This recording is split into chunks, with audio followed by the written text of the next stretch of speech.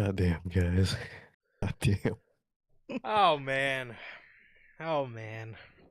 It's okay, bro. You're back. You're back Okay. on the news. I am back on the news. Unfortunately, last week's news. Whole tree fell in the yard, could not continue news. Unfortunately, power was gone until like 6 o'clock. So, unfortunately, I got screwed over for news on what was a very good news week, which sucks. I know, bro. I was excited to talk to you about what you thought about, Eric Young being released and, Oba and Roman, which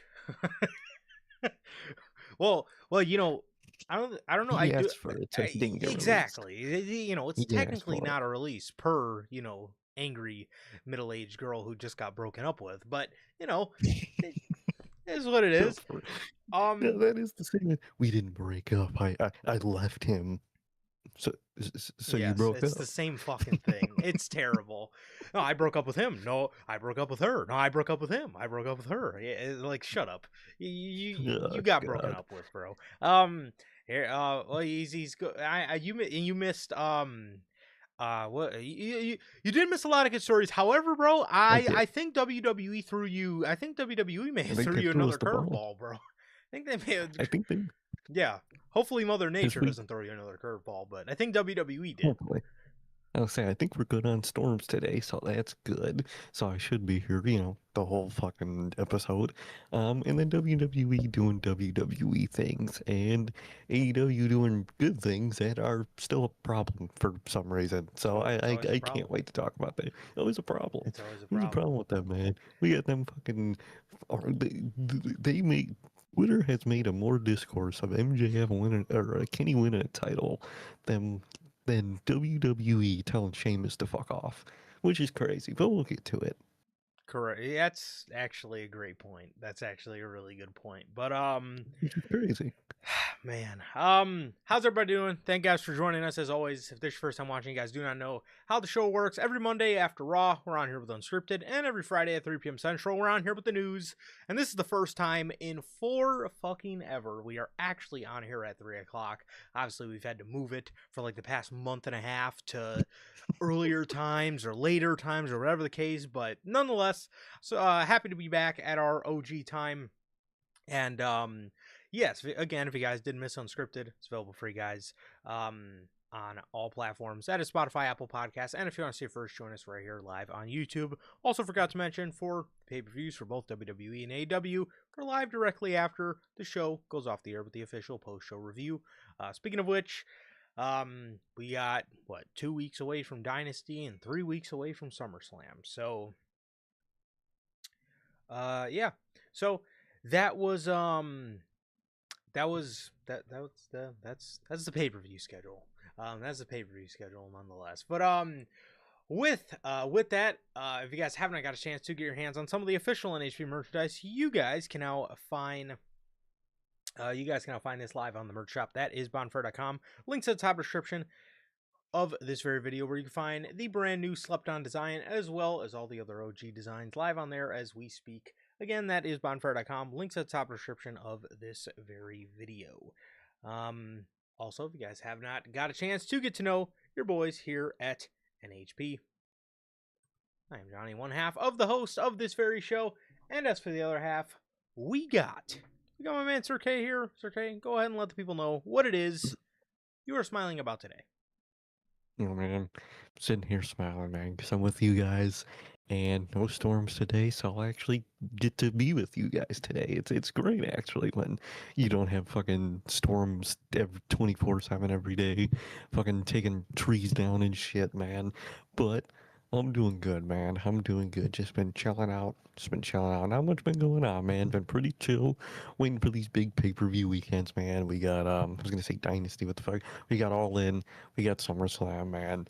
Two pay-per-views that look very interesting. We'll talk about both of those pay-per-views today, actually, because both of them aren't doing so hot with the tickets, man. Oh, man. I've been good, man. I've been good. Like Durante always asks, how's life? How's the family? Life's good. Family's good. How is everybody doing in the live chat? How's they doing watching the replay? What about you, bro? How are you doing? I'm doing pretty good, man. I'm doing pretty good. Yeah, pretty good. Honestly, pretty good. Just chilling, bro. Just chilling, man. Guys, it's been a long road. However, Assassin's Creed Shadows is finally on sale, so there's that. And then the other, still waiting on the LeBron decision. Still waiting on the LeBron decision, and apparently, I just found out Wemby is thinking about not taking the Supermax so he can offer the Spurs more financial stability and more, or not stability, financial flexibility. I mean, Spurs are gonna be monsters, bro. Spurs are gonna be monsters for years to come. It's a beautiful thing to see. Look at a young superstar making unselfish decisions. It's great to see, man. It's great to see. But other than that, Some would complain about that. If it was, somewhat, the some would NBA complain about fan that. base is very different from wrestling fan base, apparently, because apparently that's a thing to complain about. Yeah, 100% it is, man. But other than that, man, I'm doing good. I'm doing good. But honestly, um, normally, normally I would like to waste time talking about other things. We got a fucking interesting week this week, and I actually can't We wait do to got get a into very this. And we're gonna start you guys off with what's on the tip of everybody's tongue. Also for you guys, how are you guys doing? Thank you guys for joining us. Um, as always, as Durante always asks, I am good. Family's good. What about you, Durante? Logan Bell, my boy JT in the chat, bro. How are you doing, man? How are you doing? And we have Mr. Walk 'em Down and Cut they shiz off in here, bro. Him and Logan, man. They're MJF shooters. MJF What's going shooters, on with man. these guys, And bro? I don't know, man. I don't know, but they were about to talk about it. We are about to talk about it, man. Logan says, "Tell me you're not going live for Saturday night's main event." No, no, Oh, that I what? guarantee. I can already tell you that's going to be a terrible show. And What? But we have it's gonna be the news. Knicks. Yes, we have news on this fucking show. Yeah, I am hoping. A good thing for Saturday night's main event would be Enzo and Cass coming back. The only thing that That'd be scares me about cool. Enzo and Cass coming back is Danhausen going to bring them back via Frankenisms. I don't. I don't know. I still think he's gonna bring back Corbin. I really do, because he's like teasing that he's got an ally, but it is a group against the Judgment Day. So the more I think about it, it kind of does make sense for it to be Enzo and Cass. I Oh mean, God, that's scary. can't you imagine? And this is what scares me the most. Can't you just imagine that little Frankenstein bed, Enzo getting zapped and then getting up and doing his little fucking dance he used to do where he's like shaking around? That's the thing that scares me. That's the thing that fucking scares me. Again, I don't know who. Imagine we get a Danhausen faction with Enzo and Cass and Baron Corbin. What a what a group, man. What? What a trade for Sheamus, dude. What a generational trade, bro. Well, we could do without Sheamus, bro, but give us Baron Corbin and Enzo and Cass. Generational trade. Man, I don't know what kind of trade. This motherfucker's giving Nico Harrison a run for his money with the trades, bro. He done He gave really away is. New Day, Sheamus, Motor City Machine Guns, Joe Gacy, and Dexter Loomis, and Dude, maybe Bo Dallas even to AEW for Enzo and Cass and Baron Corbin. So I love both of those acts, but man, that I gotta I say do. that's quite the lopsided trade. If you It's a ask very me. lopsided trade. I Um, can't lie. definitely giving away a lot. I can say that, but I hope so. Again, I do have I always have my fears. I'm always gonna say that, but because again, 9 times out of 10, man, everything in WWE can always be better. So I'm just Especially a right little. now. Yeah, I'm a little terrified about it, man. I can't lie, but yes, especially right now. But look, man, we're gonna go over AEW first with you guys. We got a lot of good news on AEW here today, and the first one of which is news that's going to be stemming from this past Wednesday's AEW Dynamite. Man, the tip of everybody's tongue is talking about MJF and Kenny Omega. And I gotta say, I can't believe us, of all people, Us. or us, are sitting here happy with the decision that everybody, dude, I've seen so much ridiculous stuff over the past couple days. I've heard, that this is the dumbest decision AEW's ever made. I've heard that, AEW, AEW is, thinking, AEW is out of their mind for going with Osprey and Omega, which honestly, I'm going to be honest, I personally would not be shocked, judging off what we've seen on Wednesday, if people do get MJF in the main event of All In anyway, and it ends up being a triple threat. I can maybe see them doing the triple threat and maybe Redemption, and then just a straight up Kenny and Will 1-on-1 and All In. But I also wouldn't be shocked if it does end up being a triple threat, kind of just to appease the people complaining. Yeah, honestly, MJF's not gonna win it anyway. Yeah, no, 100%, 100%. I could see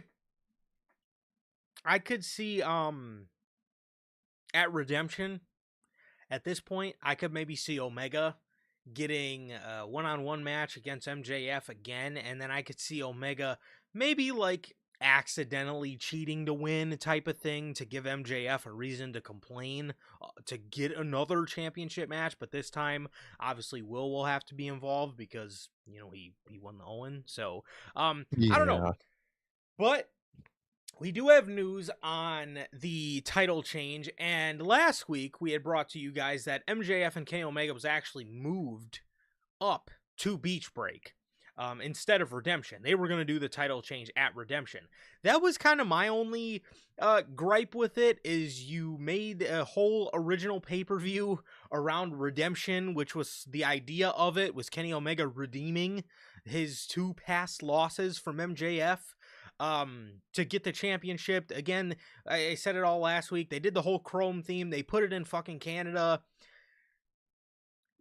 just to move it up. Kind of made no sense to me. Again, the only way that made any little bit of sense to me, which was obviously discussed last week, was they maybe wanted Kenny to get at least one successful title defense in there.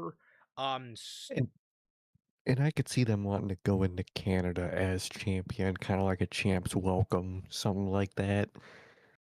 Yeah, I could see that, but nonetheless, MJF is believed to have pushed for his world title match with Kenny Omega to be moved from Redemption to Beach Break. Tony Khan approved the change that was asked by MJF. MJF versus Omega at Redemption would still have the stipulation where if Kenny lost, he would never be able to challenge for the world title again. Redemption was even named as such with the idea of Kenny having his last shot at the world title after his 2 high-profile losses. So it seems like MJF pushed for this. I guess it's really all telling on what the plan ends up being for Redemption, which I'm assuming they do have some type of plan. Yeah. If MJF's not involved at all at Redemption, which I do doubt, maybe he pushed it up because he wanted to dip out quicker. But again, that's only speaking if he doesn't show at Redemption, which I honestly do think he will show at Redemption. Everybody's upset about this. Everybody's upset about this, man. Honestly, again, and this is coming from me, I don't understand. And look, I love MJF. I do. I think MJF's fantastic. I think he's one of their core guys. And I talk all the time about how nobody's got a core like AEW. Nobody. Nobody has a core like AEW that are all guys that, yes, they are all used in the main event scene. They're not all constantly shoved down your throat. They're not all constantly the world champion. They're not, they all, simultaneously do important stuff, but nobody ever tends to feel too pushed down your throat or like, oh, this guy's like, this guy underwhelms, or like all their guys hit it out the park all the time. I say that all the time. And I'm not trying to throw shade at MJF at all.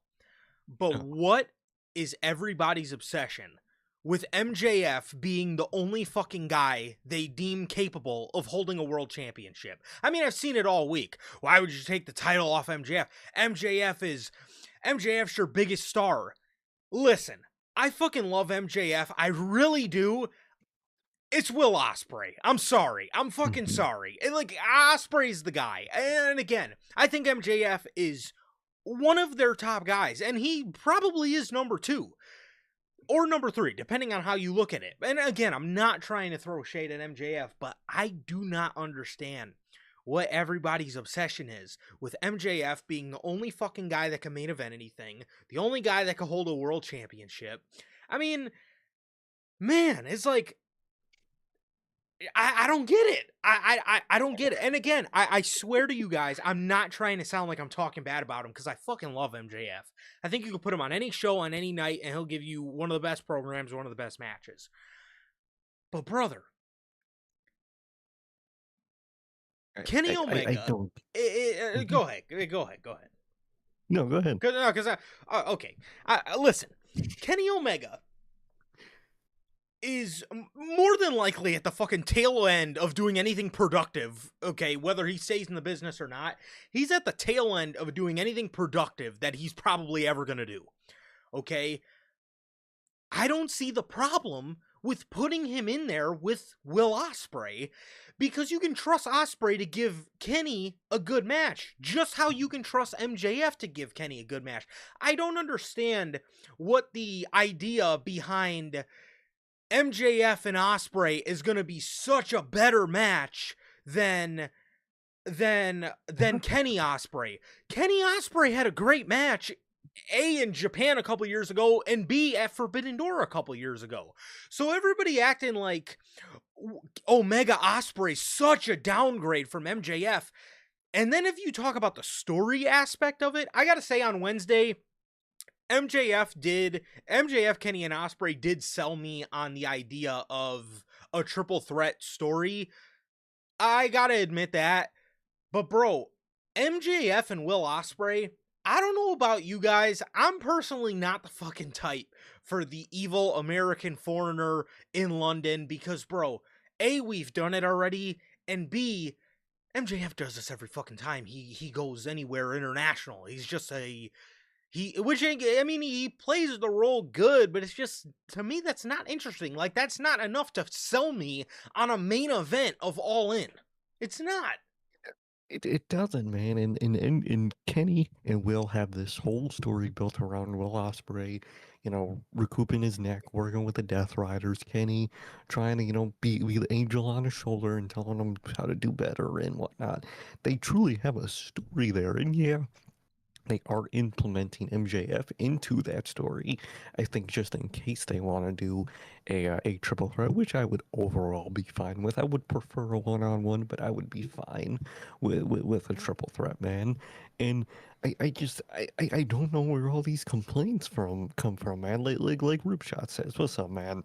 How are you, Even brother? if MJF is their number one guy, him having the title still means he's top guy. He's the number one guy. He doesn't even, and not in a WWE way of he doesn't need the title, but like he's fine without it right now. He's been champ all year.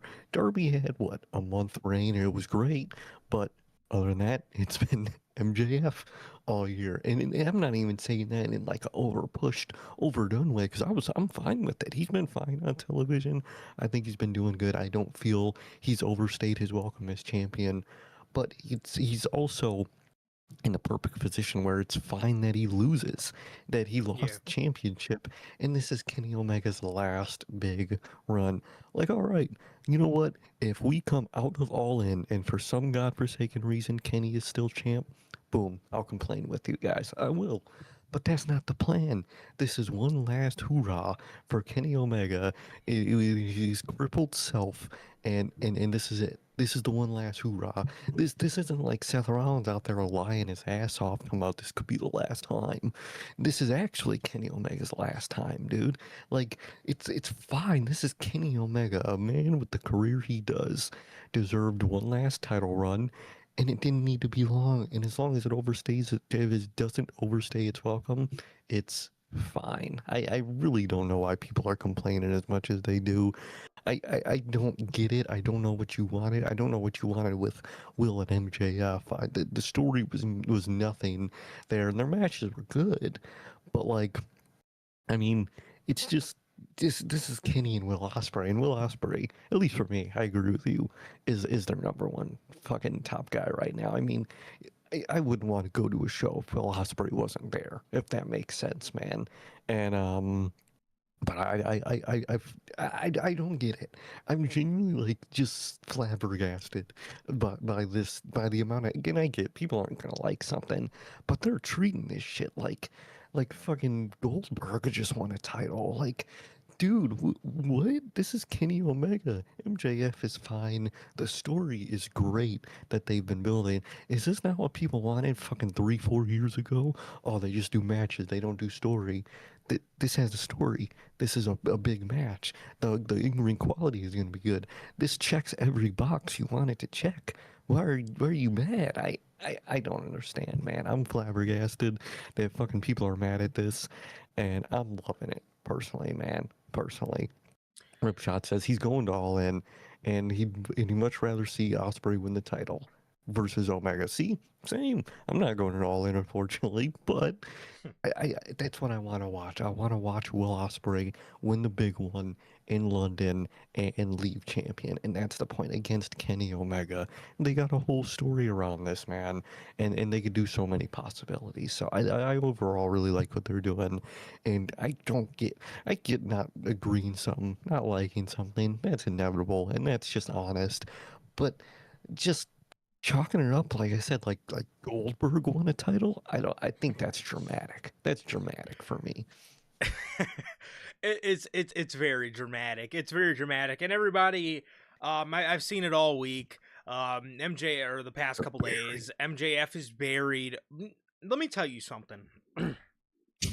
One thing that's so awesome about AEW's core guys, which is why I praise it and I say it's the best, every one of those guys have made themselves losable. Nobody has been like a fucking Cody Rhodes where you watch his matches and you just think, Cody's probably going to fucking win. Cody's probably going to win. Cody's probably going to win. And then when somebody else wins something, you just say, oh God, when are they going to put it back on Cody? Nobody has made theirself in AEW that bad and that nauseating to the point where you just think, oh, this guy's always going to win. And if he fucking loses it, he's just doing it to stat pad. Okay? So, MJF, Swerve Strickland, Adam Page, Will Ospreay, Kenny Omega, any of their core guys that they use at the top of the card are losable guys. They're able, again, nobody has and you said this, you said this to me before we came on here.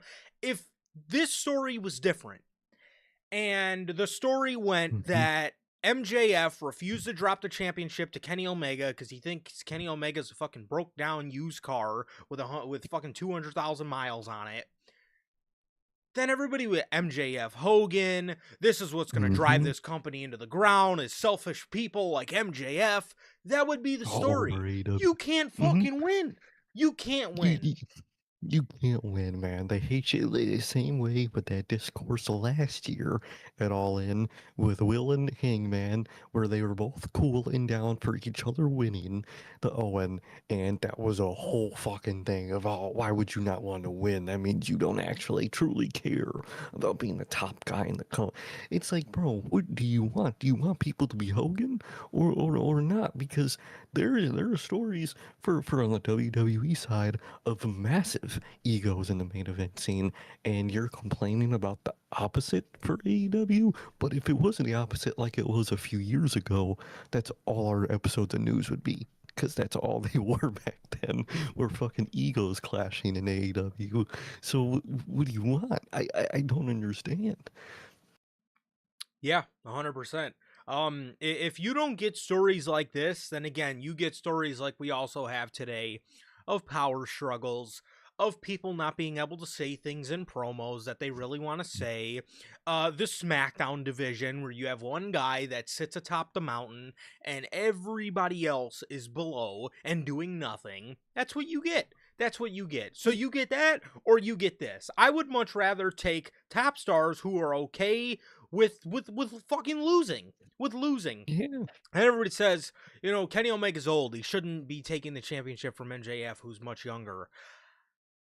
Brother, this is Kenny Omega. This is Kenny Omega. This dude is the fucking heart and soul of AEW. If he is on the back end of his career, or like I said, even just the back end of doing anything truly productive in AEW, if you don't think if you don't think that he deserves one last title shot, and again, too, with MJF, everybody's oh, why would you take MJF out of the main event of All In? You don't think Tony Khan wants Kenny Omega before he really goes into retirement or really takes a serious step back to have a all-in main event under his belt? Come on, bro. Yeah. I know I do. And again, call me a fucking call me a fucking sucker. I mean, fucking nostalgia's a hell of a drug. I wanted fucking AJ Styles to get a last championship run. One of my fucking ideas earlier in the year was AJ versus Punk in one of the fucking main events, one of the nights of WrestleMania for the fucking world championship, and have Punk take it from AJ. That was one of my fucking ideas because I wanted AJ Styles to have a last run, retire at Mania, drop the belt to Punk. That was one of my ideas earlier the year, maybe late last year. That was one of my ideas. I fucking wanted it. And again, do I think Kenny Omega is fucking, in this day and age is really, moving crazy? No. But again, brother, I think he deserves one last fucking world title. Yes, I think he. What the fuck am I talking about? He deserved one last world title run, and he deserved a run in the a all-in main event before he retired. And again, him and Will Ospreay have more history to fall back on than MJF and Will Ospreay do. Not only do they have the stuff from New Japan, they have the stuff from a couple of years ago when Ospreay was in New Japan and Kenny was in AEW, and they have this whole story with the Death Riders, and they've kind of implemented Kenny into that as well. What? And then everybody says, oh, the story would have been better with MJF and Will Ospreay. Nobody's fucking told me what the story is. What is I'm still waiting for the story. The evil, and do not tell me the Brit versus the American. Do not tell me that. Or even more it wouldn't even be as bad, but even then, the only other thing they could have had was MJF being like, oh, you're doing asshole shit with the Death Riders. If I did that, they would complain about me. That's something, but it's still not as interesting as the Kenny story. It's still not at the end of the day. You know what I mean? And again, I want to reiterate, bro, I'm not trying to throw shade at MJF. I love MJF. But honestly, I just don't. I personally, and again, that's another cool thing about AEW scene is they have their big four. You can really interchange them however you want. Everybody kind of looks at everybody differently. People place people in different spots. Me personally, I think MJF is in their top 3.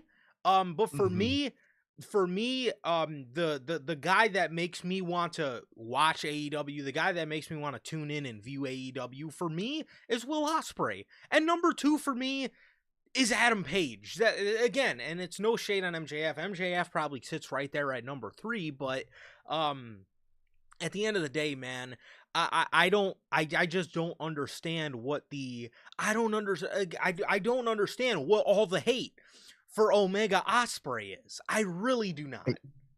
I really don't get it, man, and that's so good about the AEW main event scene, is it's so dynamic because you always have different people at different points where you're most interested, whether it's MJF, whether it's Moxley, whether it's Hangman, whether it's Will Ospreay, and all of them they're making them feel fresh. They're doing new characters every time they interact.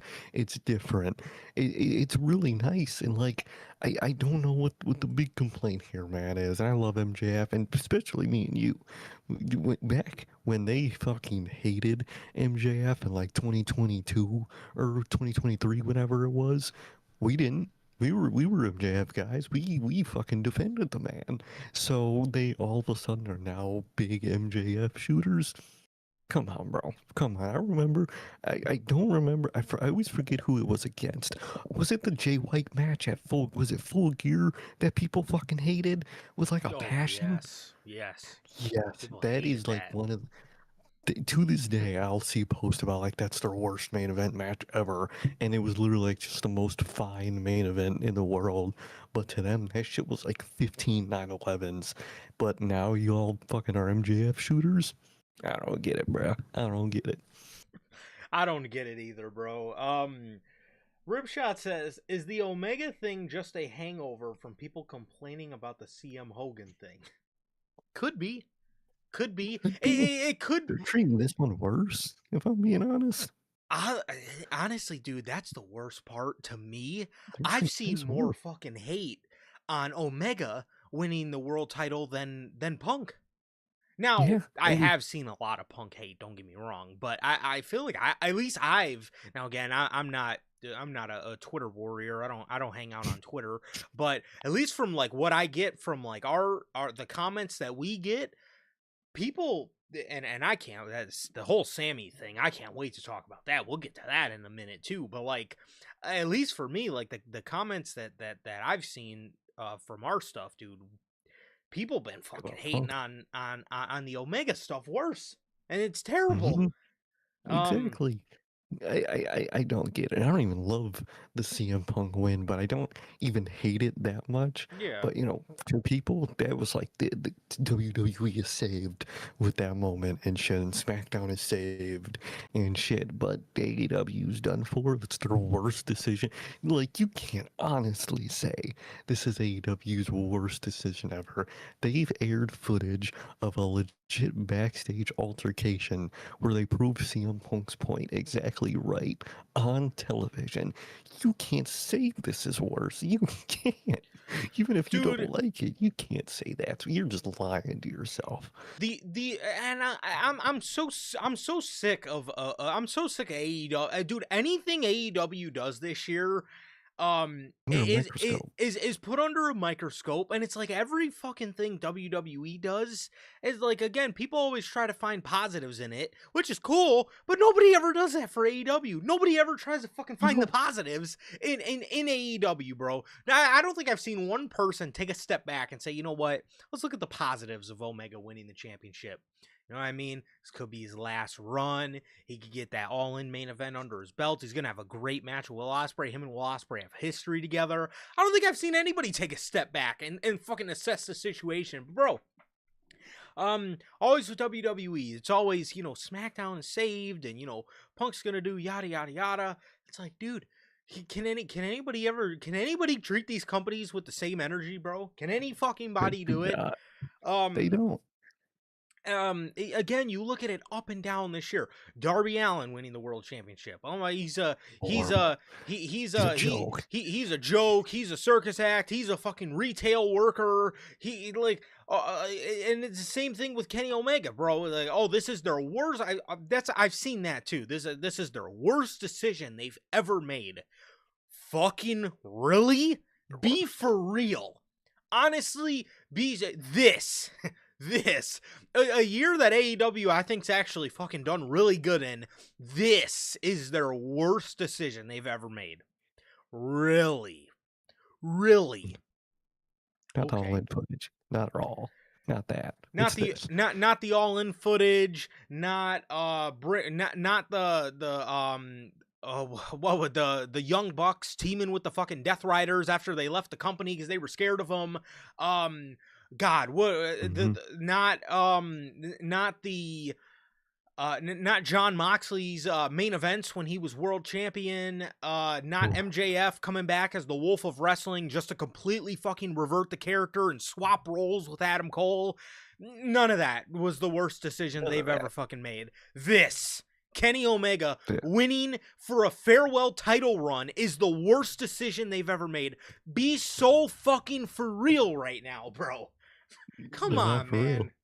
They're not for real, but getting the fucking bloodline all together for no real observable reason other than nostalgia is non-existent. They don't talk about it like they talk about this.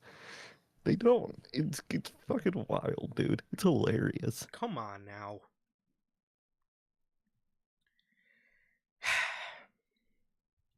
Let's talk about All In, the show that Osprey and Omega are going to be main eventing.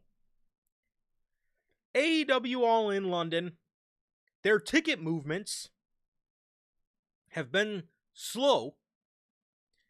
So AEW has offered 50% off All In tickets. Now, what are the tickets sitting at, may you ask? Couple days ago, now this has changed since then, we're going to get to it in a second.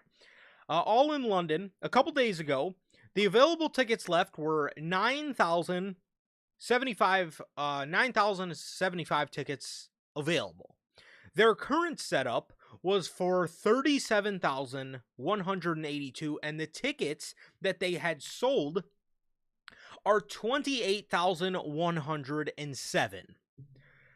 Which honestly, again, I'm not trying to sound like I'm just favoring them.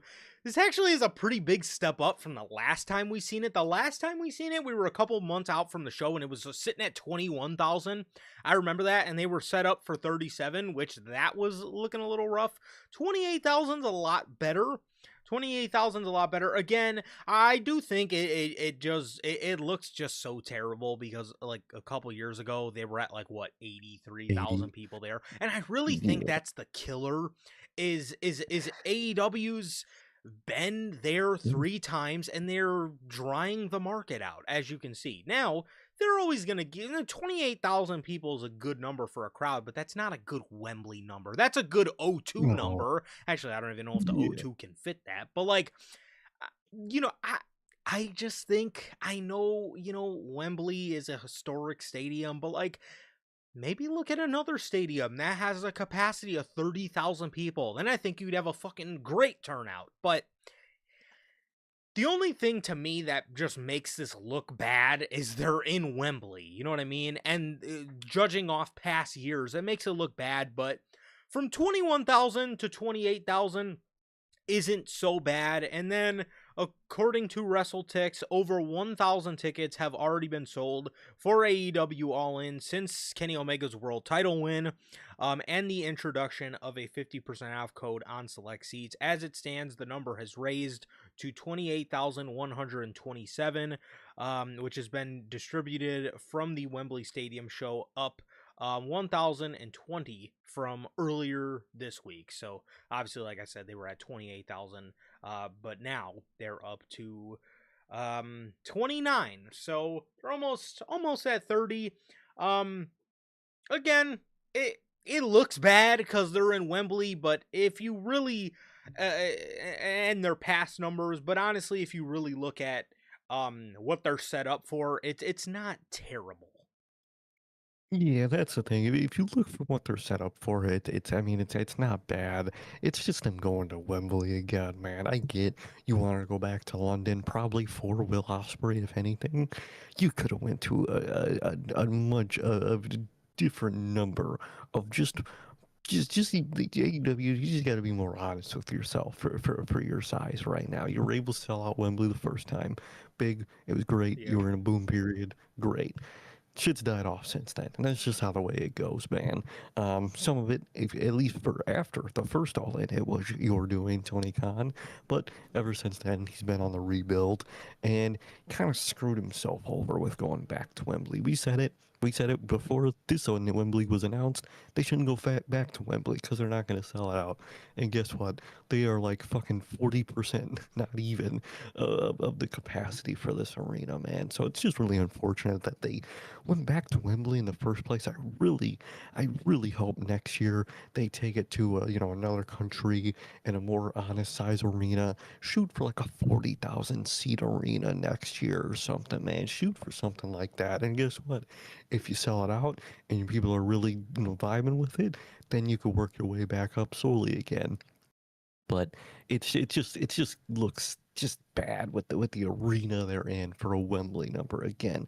The number itself isn't even horrible, but it is a bad Wembley number, man. So I really hope, they can get the ticket sales they can here, and I hope next year they go at a more honest size arena. Try shoot like a 40,000, and I think they'll be good. Whether it's America, whether it's somewhere else in a different country, whatever they want to do, man. 100%, man, 100%. And again, I'm gonna be honest, man. I'm not. I'm not.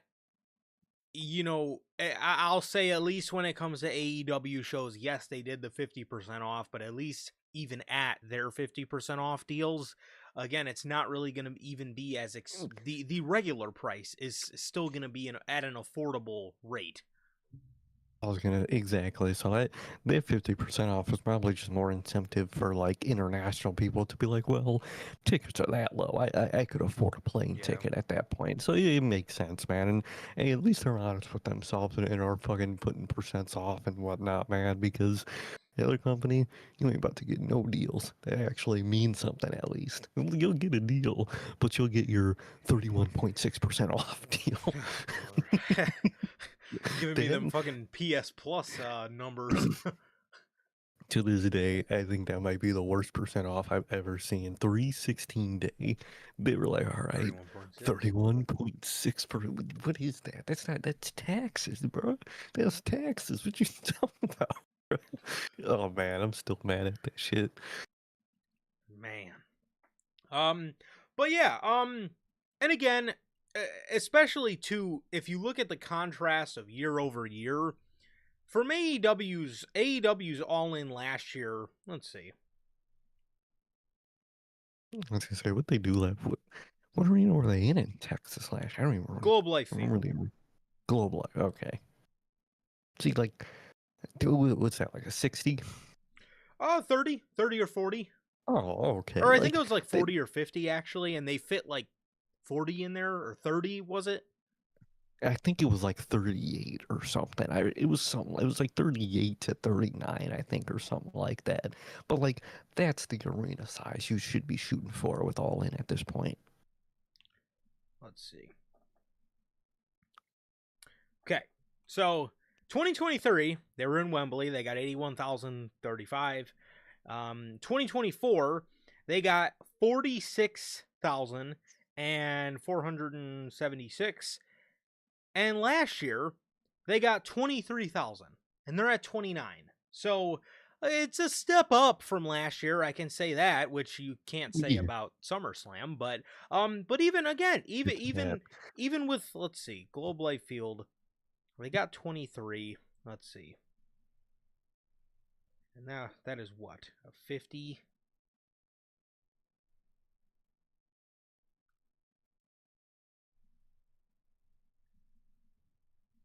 I hate how it doesn't tell you.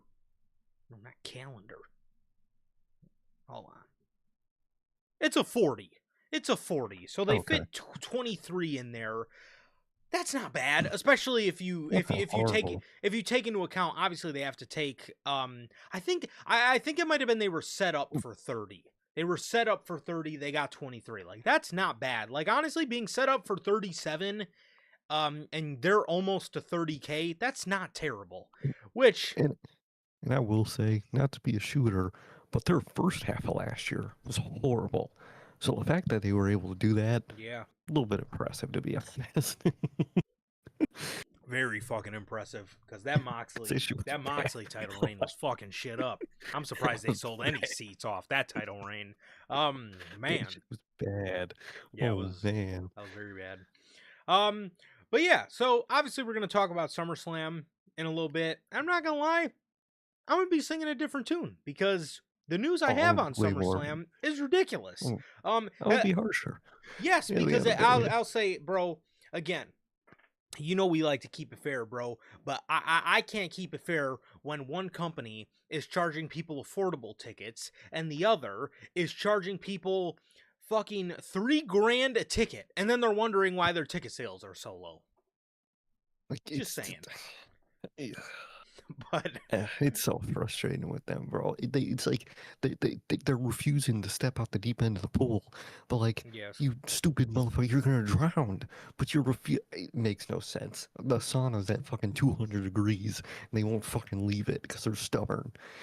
Oh man. Let's see, man. So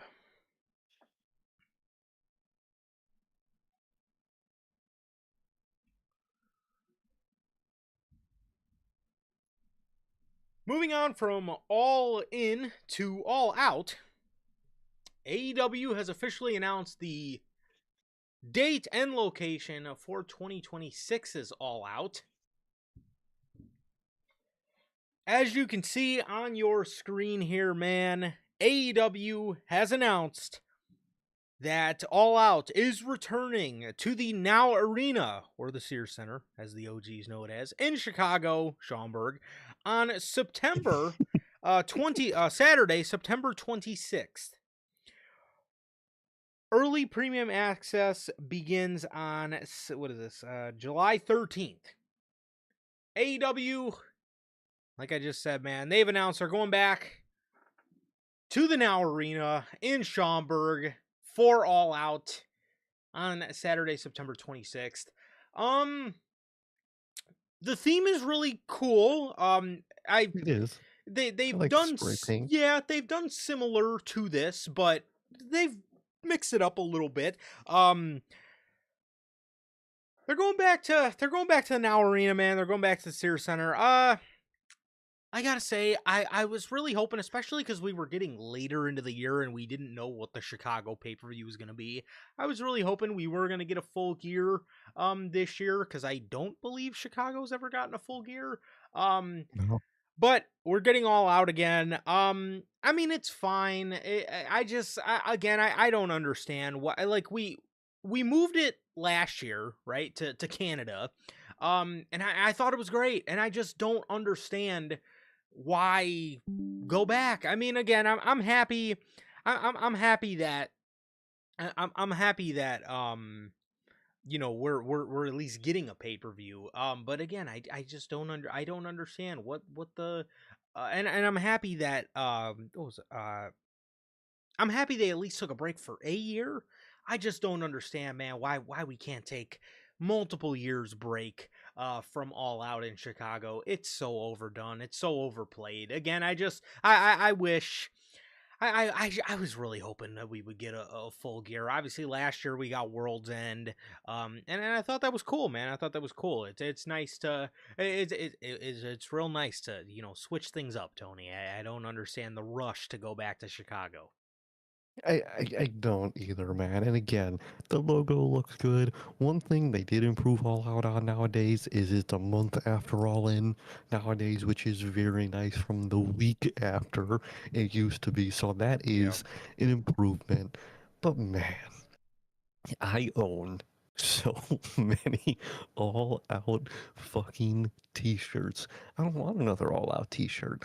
I don't want none of that. I don't want it all out. I don't want to sit and watch the all out logo. Obviously not in terms of I wouldn't go, but in terms of Tony, can you just give us a Full Gear? Can you give us, you know, my dream is a Double or Nothing. Probably not, but a Double or Nothing, man. Stuff like that, man. Next year, you know, give us Redemption or something. Oh, dude, especially if it's Red Dead theme. I don't know how much sense it would be to do fucking a Western in Chicago, but fuck it, I'll let's do ball it. anyway. I'll take it. But like, but like, man, it's just again, all out in Chicago, again, back with the tradition shit. I hate the tradition shit. I always have. I always will. as a fan from Chicago, please, please give us something different next year. Please, Tony Khan, I'm begging you. We're sick of All In. Give us something different, man. And they're in the Sears Center or the Now Arena, man. And it's just, you can even go to like the United Center or something. At least make it a little bigger. I mean, you guys could sell out the United Center again. I think you'll be fine doing that. Come on, the Now Arena. Oh man, it's just. I'm sure it's going to be a good show. Will Ospreay will be champion, so they definitely got that going for them. It's just the repetitive locations for the same pay-per-views. It's just like, come on, man, just give us a full gear, bro. Like it can be that hard. Yeah, I don't get it, man. I don't get it. Yeah, bro. Again, I'm Give us happy. gear. Yeah, I'm happy they took that break for 1 year. I just don't know why we couldn't take multiple years break. But yes, however, like you said, they definitely do have Will Ospreay as world champion going for him, man. So hopefully we should get an insane main event for this show. But we will have to wait and see. But yes, All Out Mhm. is headed back to Chicago. It's headed back to Schaumburg, and you know, who who knows where I'll be on Saturday, September 6th, Hey, man? Who knows? how would you know? How do you know? Especially if it's a certain somebody. That's guaranteed. They put Will Ospreay versus Andrade at that shit. They sold me, Uh, bro. They sold the they tickets. sold me at that one, man. Because how you know that was sell me? You know what I mean? How you know? You know. I already seen people I seen people making. I seen the fake graphic going around of Osprey versus Okada. Bro, don't give me that bullshit. No, I don't want that.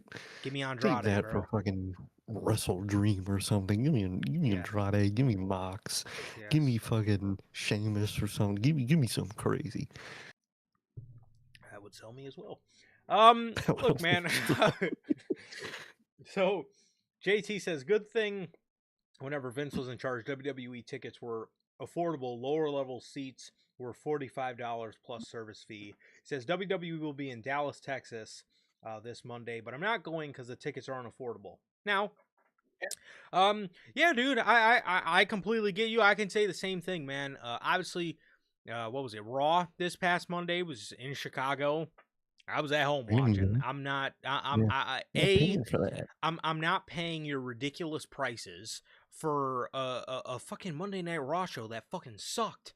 You know what I mean? It was horrible. Like again, Punk was there. You know what I mean? They ran the whole like, oh my god, Punk wins the WWE title in Chicago. Yeah, okay, that's great, but at the end of the day, I I've seen Punk. I've seen Punk win world championships before. I've seen like I've seen all of his greatest moments. Some at least a lot of his greatest moments before. Like I'll be okay. And again, that Monday Night Raw show was fucking That shit was terrible. It horrible. was awful. Exactly. Like in person, the Punk stuff would have been dope to see. It would have. But the rest of that fucking show was goddamn abysmal. And for what? Fucking $1,200 probably to fucking see that shit live. It's just not worth it, man. They're just not worth to go see at this point. Yeah, it's really not. Brother, I didn't know you were from Dallas, bro. I have to have you pick me up a Dirk jersey, dog. Come on, man. Well, not anymore. No, that you're thinking of Luca. Oh, that's the one they got you. Never, my bad, my bad. I tried to shoot a Got little shot. I'm sorry. this guy's trying to come for me, bro. This is Where'd they send ridiculous. them? I just forgot where they The sent them. Lakers. Oh, yeah. LA. Yeah, Fucking LA. might have to have my guy pick me up a Dirk jersey, bro. Come on, Yeah, man. do it. But yes, AEW's going back to Chicago for All In again. Might catch your boys there. We'll have to see what's on the schedule for September 26th because again, AEW tickets, they're affordable, bro. I can actually see myself being able to afford going to a show, man. Exactly. It's not out the realm of possibility. It's really not. You know what I mean? The most we've ever paid for an AEW show was $215, and that was All Out 2021. which is widely regarded as their greatest pay-per-view ever. If I have to pay Literally. $200 to see what would end up being considered their greatest pay-per-view ever, I'm okay with that. I can live with that. I can. I really can. Like that's good. That's good shit right there. It is. It is. And AEW these days, probably even cheaper. Probably, exactly. And you get to be like Will Ospreay, Andrade, shit like that, man. Exactly. Like, come on, Death Riders. Get to see a Death Rider entrance. Come on, man. Yeah, so much for my long break, right? A couple months Like fucking Will later. Ospreay, dude. A couple months later, they would come to Chicago with Will Ospreay as world champion. Great. It's hard to say Wonderful. no to that, man. It's very hard. enticing. Now after, that'll be my last show for a while. Because then everything's checked off the Hell bucket nah. list at that point. I've kind of given up at Then seeing... they fucking do fucking double or nothing. Oh, brother. Yeah, they probably would. I've given up at seeing Tribal Chief Roman Reigns at this point, so I guess I'll have to be okay on that. He ain't coming. Yeah. And guess what? We would have bought tickets for Raw. Would have never fucking seen the Raw champion because Roman Reigns hates Chicago. We can't see Roman Reigns. We'll just never see the Tribal Chief live because he just doesn't like Chicago. Hates it, bro. He hates us. All right, man. He fucking hates the city. I don't blame him, but fuck. Man. We like you now. I personally blame Roman Reigns, bro. We need somebody with some tough skin, dog. We need somebody with some... Exactly, we need a champion man. with some tough skin in the city. Come on, bro. We really do, because the one from the city, well, that claims he's from the city, it does not have tough skin. According to WrestleVotes, man, Jack Perry, during his free agency, WWE had little to no internal discussions regarding the possibility of pursuing Jack Perry during his potential free agency prior to re-signing with AEW. Sources indicate, which obviously if you guys did miss on Wednesday, they did a little vignette where Jack re-signed with AEW. It's actually a really cool vignette. I love that they did that. But sources indicate there was never much appetite to bring Perry in, as the prevalent feeling internally was that Perry didn't fit WWE's current landscape. But fucking Royce Keys does? Am I missing something here? You have Evil in the company, bro. You literally have fucking... Evil. What is his name? Naraku?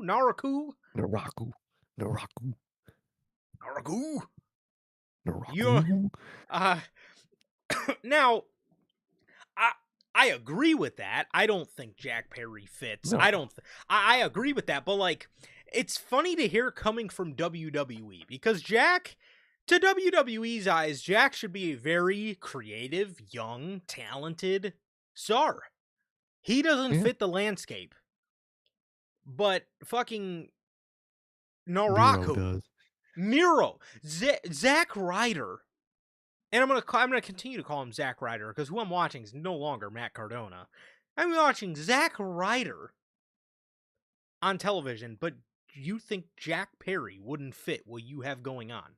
You got all these fake demons employed, but Jack doesn't fit what you have going on.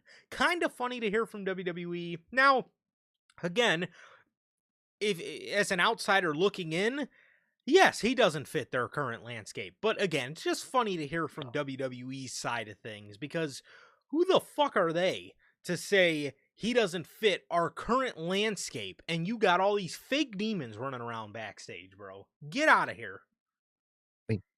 They got a league of fake ass demons pretending there's something, and they just wanna be in WWE for the fashion, essentially, man. But this Jack Perry story, this dead ass might be the worst attempt at fucking contract manipulation I've ever seen in my life, man. Yeah, no Whether he was serious, I ain't never seen somebody with negative motion to the point where Tony Khan probably had an incentive to pay him cheaper this time around than the fucking last contract.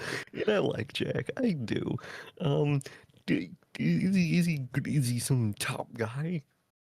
Probably not, but I still really like Jack, and I get what WWE means, and he wouldn't fit there currently because you know the only people that really fit there currently are six guys, and that's about it, and a bunch of fake demons, um, but and he just does make sense staying with AEW. He gets creative control, which you know WWE doesn't like creative people. At the end of the day, people need to be honest with themselves. They don't like creative people. So I think Jack would have clashed heavy with management over there. I don't think he would have liked it over there. It's just it's just kind of unfortunate to have to just see someone with such a negative emotion try to get better contracts or try to incite and play with the free market, and nobody on the other side wants him. Man, it's kind of unfortunate, little funny, but I like Jack. I'm glad he resigned, man, or he resigned, and hope he does good in this new contract, man. But it's Bro, you look like you're about to start sad, laughing at kind my of guy, funny. bro. Because it's kind of Why are you funny, making fun of dude. him, bro? He Like got no motion.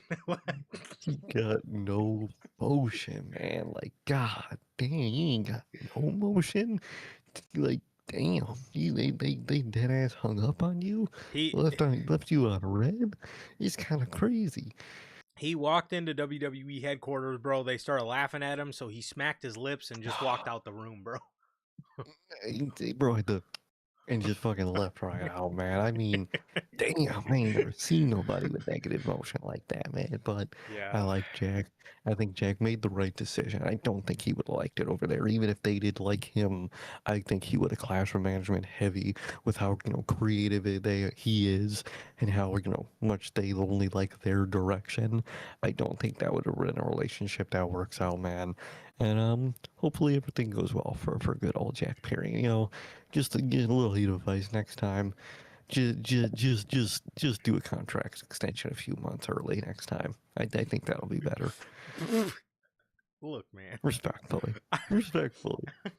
This shit got him nowhere except a news story. Oh Because if he would man. have resigned a few months ago, be like, okay, cool, Jack resigned, good for him. But now you kind of shot your shot, and it It was a completely complete bricked. airball, So bro. it's a That was complete a complete airball. airball, dude. Nah, It man. man. Look, look. Jack Perry got no motion. That's all right. Um, look. Oh, honestly, again, don't mean to put my tinfoil cap on. Could this have something to do? Is this really, they think he doesn't fit the landscape, or could this have something to do with the voices in WWE that maybe don't look at Jack Perry so fondly? I could see that. I could also see it in the context of, we love Punk. We don't want to do anything to really like piss him off. So let's just kind of ignore this guy that we know he doesn't like. Yes. I could see something like that too. I really could. They have no problem bringing in anybody else from AEW. Ricky Nobody. As Starks, long as they're from fucking AEW, they will take them.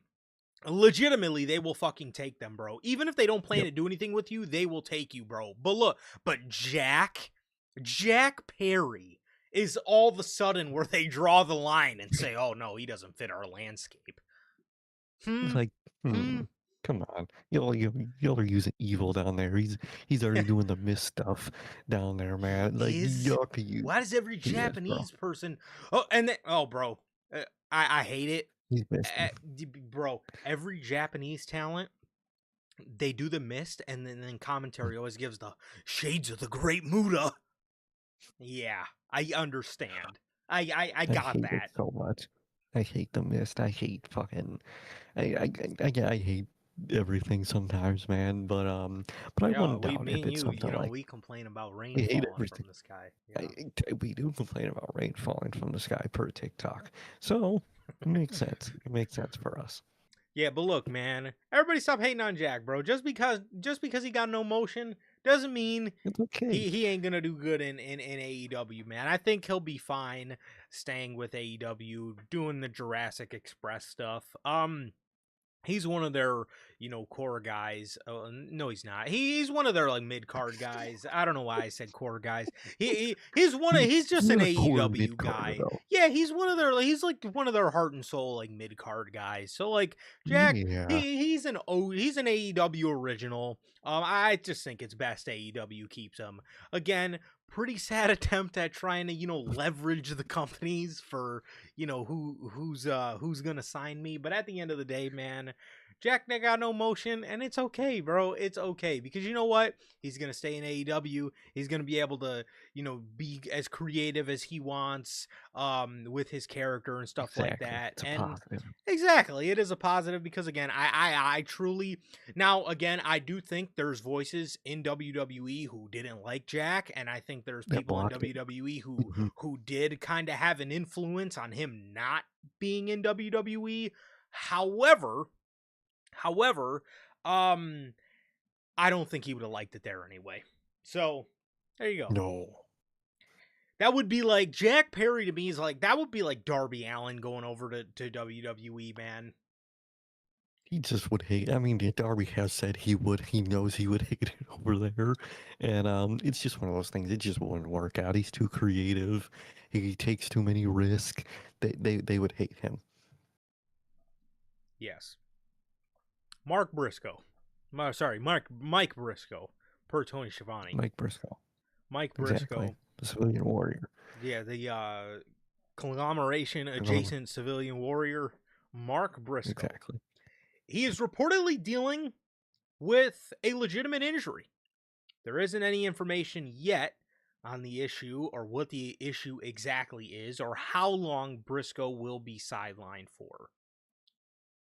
Well, what it is, and how long he's out for. This sucks because he literally just fucking won that Death's Door match, and now his momentum's going to have to be halted by an injury. But hopefully Tony Khan gets him back in the mix, and maybe actually starts building the guy up for as legitimately as he likes to sparingly use him.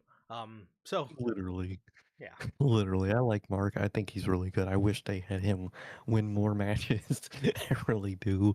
But at the end of the day, I actually really do like him. And I hope they do that is, actually have him build some wins Yeah. under his belt when he comes back. So I hope everything goes well for Briscoe. Same here, same here. All right, man. You ready, bro? It's time to move over Yeah. to WWE. But before we get to WWE, man, we have a word from our sponsor. Here at NHP, we got a word from W Energy, man. W is an energy drink loaded with vitamins and nootropics formulated to improve focus without getting the jitters. W is a clean formula. Sugar. I was gonna What you start. laughing? I was gonna start going fast like Excalibur when he does his B Oh, rolls. man. W is a clean formula, sugar-free, zero-calorie, free from fillers, no artificial colorings, with 150 milligrams of caffeine per serving. Get your W products today with the link below. Sorry, and the link below and the bio. W Energy code NHP at checkout to save yourselves 10% on your next purchase.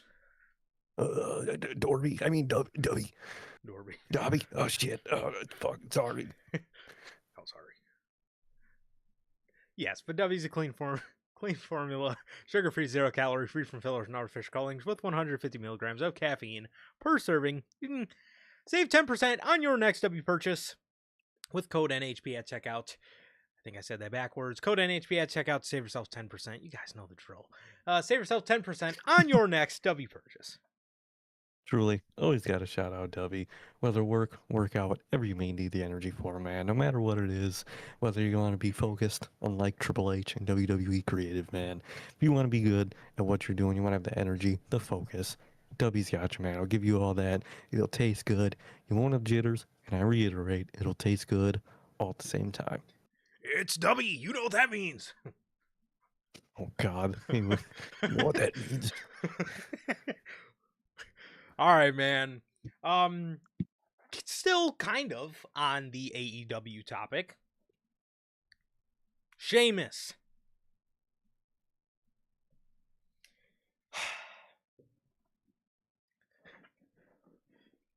Sheamus, brother. Sheamus. Oh, man.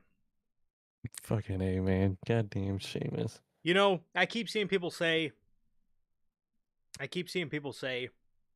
that Sheamus and John Cena have now officially had the same last match in That's WWE. insane. Or I'm sorry, same last Raw Last moment. match. John Yeah. Cena's last match on Raw doubled as Sheamus's last match on Raw. Damn. It's crazy. I can't believe it. Sheamus. Get ready for Stephen Farrelly. Stephen Barely. It's barely. They're gonna fuck it up so much. And it's gonna be great. Stephen. I mean, no, Sheamus. Stephen. Sorry. It's Sheamus. I mean, Sheamus. You know it. So 5 days ago, on the 5th. So yeah, this would be when was that? The Sunday, maybe? Was that like Sunday? I think yeah, it was like Sunday. I think it was, yeah. Fightful reported to all of us that after 19 years of service, Sheamus is set to leave the WWE once his contract expires. Now, everybody thought this may have been a simple, your contract's coming up. Maybe he told them he didn't want to renew, or they told them we're going to let you go. And the rabbit hole went deeper because the report from Fightful states that Sheamus's contract has expired after he turned down an extension. Sounds pretty normal, right? Yeah. It's kind of something you hear nowadays where they fucking turn down unfortunate deals they're given. Exactly. But WWE apparently approached Sheamus months ago about restructuring his deal and offered Sheamus to take a pay cut while he was out with an injury. He quickly and swiftly, they use both words, quickly and swiftly rejected it. Damn. How fast did he reject this, bro? Well, apparently it was quickly and swiftly. He rejected it with his contract already set to expire within months. There was no reason for a 90-day no-compete clause. His WWE departure was described as happening soon. Sheamus spent almost 19 years in WWE after signing in 2007. He became the first Irish-born WWE champion in 2009, won 4 World Championships, captured the 2010 King of the Ring, 2012 Royal Rumble, and the 2015 Money in the Bank. Neither WWE or Sheamus has commented on this as of yet. According to this, Dave further elaborated on this. Dave further elaborated on this, and he said TKO is not willing to pay older talent who are perceived as on a downside. The TKO thing, he says, and I quote, the TKO thing, from talking to people there on Sheamus and other situations, is that they're very willing to pay a really giant money to people who are perceived as stars, like on a sports team. But when it's older wrestlers who they perceive as on their downside, they have big contracts. They're very much like an NFL team who will go, they would rather pay a giant salary to rather than pay a giant salary to a guy who's on their downside, they would rather spend their money on resources on somebody younger who they can also pay less to. What? So they just want to be they don't want to pay anybody, essentially. Basically, it's we have to pay the CM Punks and Roman Reigns a lot of money. Everybody else that aren't in that league, yes, we'll just fucking pay them, but fuck nothing. Yep. So the offer made to Sheamus doesn't really surprise me at all. He would be a guy he would be the type of guy I would expect something like this to happen to. According to WrestleVotes, in the lead up to Sheamus's departure from WWE, a high-level member of the office went to bat for Sheamus with TKO. The member reportedly stressed the value that Sheamus brings to WWE beyond his in-ring contributions and his importance to WWE overall. The last bit of WWE news, there's a bit of AEW news attached to this, but we'll piece that together. While speaking during a Self-Made Pro session, Self-Made Pro claimed that Sheamus had given up on WWE creative after realizing the Intercontinental Championship chase. The Intercontinental Championship chase he expected was not happening the way he believed it would. According to the claim, Sheamus thought that WWE was building towards him and Braun Breaker at WrestleMania 41, but the company burned through that in early January and moved on. After that, Sheamus was pulled from television despite being healthy. That is where the frustration seemed to go beyond his booking and into communication. He was just kind of taken off TV for no reason. Sheamus was not the only veteran who noticed the shift. Names like the New Day had also noticed that things had changed, not only with how older talent were being used, with how the office was communicating with them.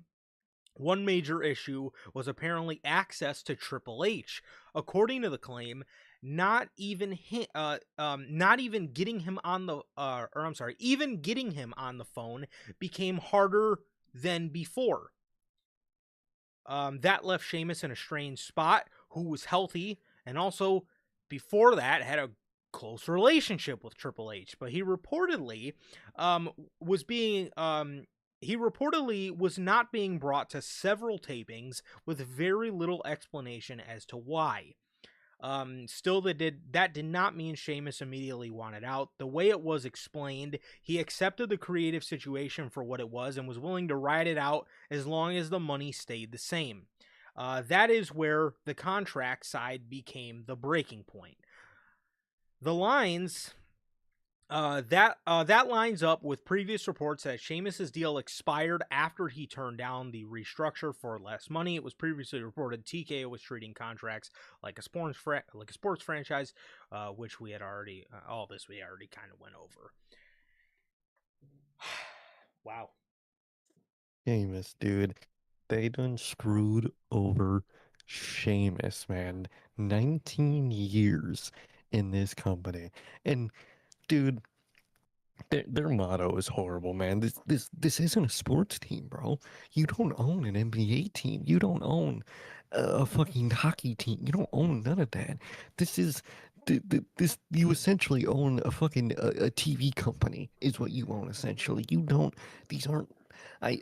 It's so frustrating, bro. Their motto is horrible. It makes no sense. It's frustrating, and what is what is there to say at this point besides like, what are y'all doing, man? This is Sheamus, a 19-year veteran who could still go in the ring, still is creatively great. He's never missed a fucking beat. He's in the fucking shape of his career, man. And you don't want him just because he's old?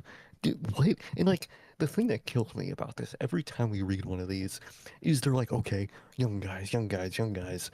But they don't even book the young guys in a prominent way. That's the killer for me. If you were really in this mentality of young guys, young guys, young guys, and you truly were booking the shit out of these young guys, it would be frustrating. It would still be stupid, but at least to have something. You don't do that. You focus on one young guy at a time because that's all you could do. Last year, it was Braun. You completely dumped him, and now you could only focus on Obafemi. And I love Obafemi, and Obafemi should get all the fucking attention. But, like, you can only, do you only have the brain capacity to focus on one young guy at a time? Because that's genuinely what it seems like. My God, treating Sheamus this way. First of all, the fact that he already gave up on you guys creatively is bad in itself, and it's a wild thing to read. And the fact that he was like, all right, creatively this place is in dumps, but as long as I'm getting paid, I'm good. and you take that away too. What the fuck are you guys doing? The damage this shit is doing to your company morale wise is insane. This shit is horrible. Your morale is in the dumps. Is this not what Triple H came in to fix with Vince? When Triple H came in, one of the first things he did was get everybody in a room. Was like, if you guys need to talk to me, you guys could come talk to me. Yes, And now you're I remember starting to that. be like Vince, where you can't go talk to him.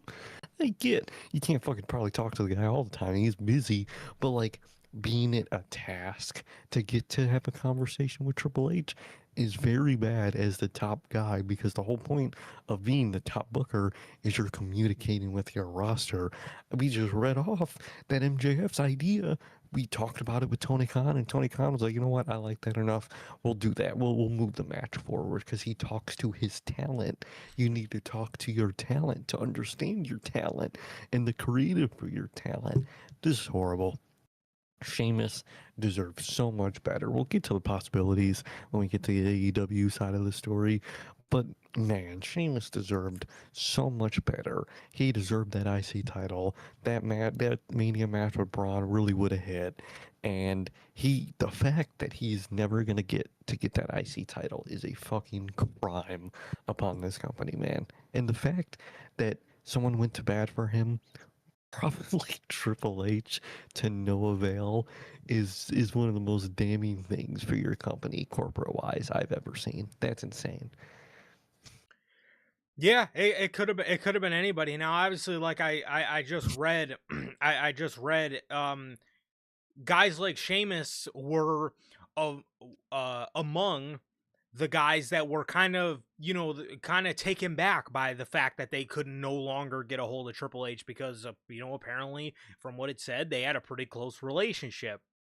Could have been Triple H. It could have been Nick Khan, because Nick Khan remembered what happened with R-Truth and fucking didn't want that to happen Mm-hmm. again, morale-wise, to the company. And they didn't listen. That's a terrible sign. That is an absolutely terrible sign. They, again, are your parent company, and you have somebody high in the office going to bat, and they don't want to listen. Ridiculous. It's absolutely ridiculous for a guy like Sheamus. And also, I don't know what this whole sports mentality is. A lot of sports teams keep old vet guys on the roster, and sure, maybe they're not big stars, maybe they're role players, you know what I mean? But either way, a lot of sports teams keep veteran guys because you need vets.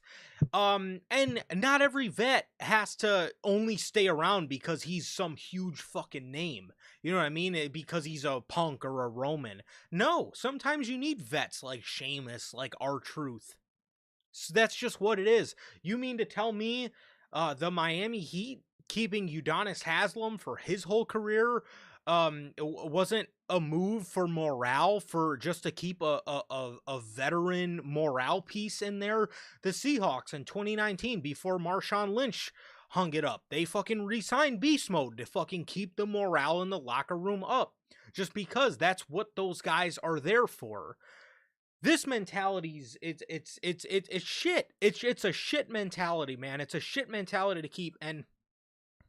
And we said the same thing with Kofi Kingston. You can say the exact same thing with Sheamus, bro. Kofi Kingston was in the company since what?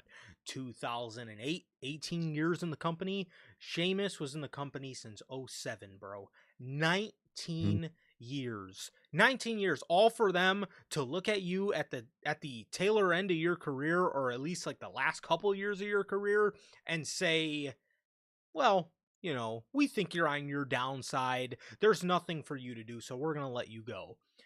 Mind you, this guy is fucking beloved by your fan base. Mm-hmm. He's one of your more reliable guys you have on the roster. And in his old age, everybody likes to praise guys like CM Punk. Oh my God, he's up there in Looks age, great. but he looks great, and he's still the best in the world. He could still give you, one of the best matches on any given night. Do you know who also can do that? Sheamus. Sheamus. Sheamus has my favorite Intercontinental Championship match that I've ever watched with my own two eyes, bro. Mm-hmm. Sheamus. Bro, this is absolutely ridiculous. To do to a guy like Sheamus, who's been a wrestling fan's to a wrestling fan is a household name. If you're a wrestling fan, if your family and friends are familiar with wrestling, bro, you guys know who Sheamus is. This dude, Mhm. this dude again in a wrestling fan's household is a fucking household name, bro. Um, Absolutely ridiculous, and the fact that he gave up on creative really just goes to show, I think, if a guy like Sheamus is feeling that way, a lot of those guys probably are. Again, this is a guy that's been there for 19 years, man, and you get done like this. And again, he was willing to ride it out because the money he was making was good money. Because guess what? He's He a legend. earned that. He Mm. earned that paycheck. And then my favorite part, which Sir K touched on it a little bit, their big excuse is they'd rather pay it to a young guy. Brother, from this recent batch of pay cuts, we heard young guys were some of the guys that got it the worst. So you don't want to Mhm. pay young guys, you don't want to pay old guys. Who do you want to pay? Who do you want to pay? Nobody. And again, yes, nobody's the fucking answer. And again, you, bro, I could at least take a step back and say, you know what? Maybe they want to focus on their young generation. If you were shoving in our face, hey, look at this young Mm. guy, Javon Evans, Obafemi, Dominic Mysterio, Braun Breaker, Bronson Reed, yada yada. I don't even know how old Bronson Reed is. He may not even be, but you get the point. I Braun, think he's like late 30s. I think so too. I don't know why I said his name. Let me see. Braun, Oba, Dom, Javon Evans, Trick, guys that are dragging off Hayes, guys that are young guys. I could see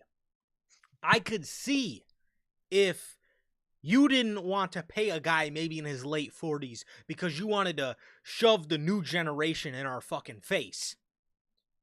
You don't. They don't. You fucking No, don't. The main they don't. event, the main events of SummerSlam, the average age has got to be like 45 years old. One fact that still reigns true to this day, there has been no WWE champion that has ever been born in the 90s yet. Yes. Yes. That's still an insane fact because that shit was fucking like 40 years ago. What the fuck, bro? What are we like? What are we Well, doing, dude? Absolutely. insane, dude. Again, man, you can't sit there and say we don't want to pay old guys and then flex your young talent and you do not use your young talent. Braun Breaker looks like a scrub. Braun Breaker looks like, look at their Mhm. newest photo shoot with him and Austin Theory as tag champs. This dude looks like such a He looks fucking depressed. he looks so depressed. You had Braun Breaker at your fingertips. Austin fucking Theory, we always talk about him. You fucking had him on the cusp of fucking greatness. If you would just make the guy a babyface or actually do something worthwhile with him. Ilya Dragunov sat since April. Carmelo Hayes ain't doing shit. Trick Williams is fucking U.S. champion. We all know that ain't going anywhere. Golly, Javon Evans, where the fuck's he been at? Obafemi, you're Main event stalling. apparently. Yeah, you're stalling his big matches for no reason. You cannot sit there and flex your young talent. And your big idea for SummerSlam was Cody Punk. And and before that, it was a Cody Randy rematch? Had Obafemi and Roman Reigns on the table, but fucking swiped it and everything else off the table for Seth Rollins. Your average age for your SummerSlam main events is legitimately like 44 to 45 years old, bro. Yeah. Like, and they do it for the women too. Not even age, but just replayability, bro. It's Rhea Ripley. Who the fuck is Rhea Ripley gonna face? Fucking Jade Cargill again or Charlotte? And I like Charlotte right now, but like, what? On the other side, we got Io and Liv. They're always in the main event scene, especially when you think about the men's. Literally all above the age of 40, all been in that exact position for the past 3, 4 years. It's insane, dude. You can't, again, like you said, like we're saying, if you're actually pushing hard with these young guys, it's one thing because you still need veterans around, but all right, you're not. You say you're focusing on the young guys. No Javon Evans anywhere. Fucking, you stuck Ethan Page with a fucking scrub. Fucking Rusev. Trick Williams is probably genuinely only on television still because Lil Yachty's his friend. You're not doing nothing with Hayes. You don't use Dragunov. You're stalling Oba's momentum. You completely dudded out Braun Breaker. He looks depressed now. You can't say you're focusing on the young guys because you're not. You're just being cheap. And it's easier to, get rid of the older guys, I guess, man, which is insane to me because, like you said, man, people praise Punk. And Punk's great. He looks great. He's wrestling great. He is doing amazing for his age. So is Sheamus. Sheamus is at the physique of his career, man. He's doing incredible matches, man. He hasn't skipped a fucking beat at his age, and he doesn't get no praise from you all. That's crazy to me, man. But they literally, until you don't even want to pay their top guys as much as they do, but they have to because they know, especially with AEW. Another reason they hate AEW's existence, no matter what beef might be in the world, if they lowball CM Punk, he knows someone who ain't gonna lowball him. They can't risk that, so they gotta pay their top guys good money. 100%. 100%, bro. Now, speaking of AEW, speaking of our boy Sheamus, Oh according to shit. WrestleVotes, a person close to Sheamus believes that Sheamus would indeed be open to compete in AEW, even if it was only on a short-term basis if the right situation presented itself. Now, Uncle Dave elaborated on this, and he said, while they like him personally, members of the AEW locker room aren't, I repeat, aren't thrilled about the prospect of Sheamus being signed. He says, I did talk to a lot of people today who were like, are we really going to take this guy? Let me make that abundantly clear. Everybody I talked to, to a person was like, I would hope you talk to a person, Dave. What? Everybody said, I really like Sheamus. I really like him. But the basic gist of it is like, there are so many people under contract, and there's so many people that that already can't even get on TV. And we're going to hire another 48-year-old. Like, Who's pissed off talking to dude, Dave? who is it? This is Griff Garrison. Who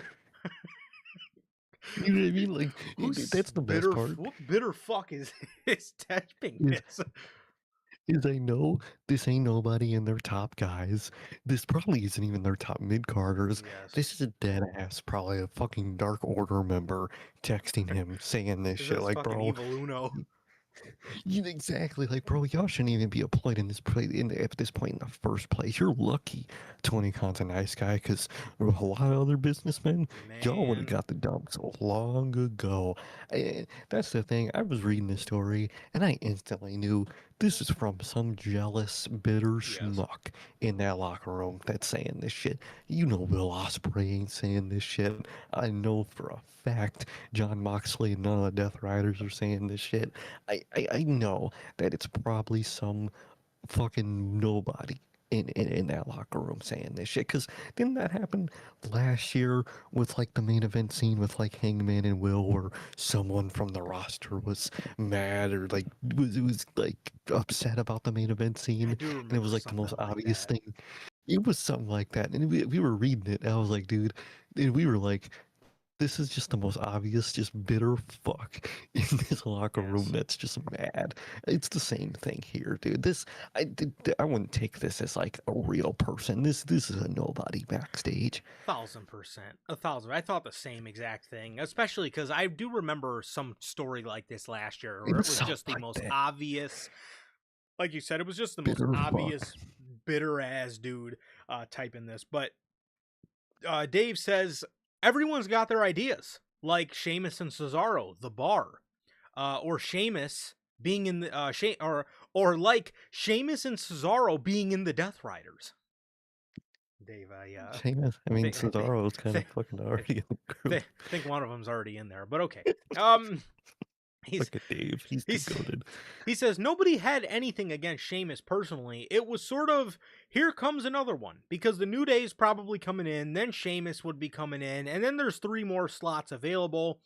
There's 3 more there, and then there's 3 more slots that people would have been there for a long time, or should be on the way up, or who should be going to younger guys. They're going to be iced out again. People aren't thrilled about that idea. Again, I think people are the bitter ones. I think people are the fucking bitter fucks in AEW, man. Which also with Sheamus. You know, it's fucking Stu Grayson talking about some we. Motherfucker, who is we? Yeah. Who is you? Get the fuck out of here. Legit, bro. Legit. I had another story about Sheamus. At least I thought I did. Oh, was it the certain someone's going to bat for him? Yes. Hold on. I wonder who that could be. I really wonder who that's gonna be. And just reading it off is hilarious because it's like this shit is just goated.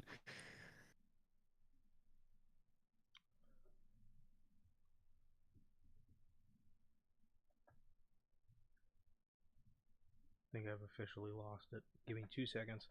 No.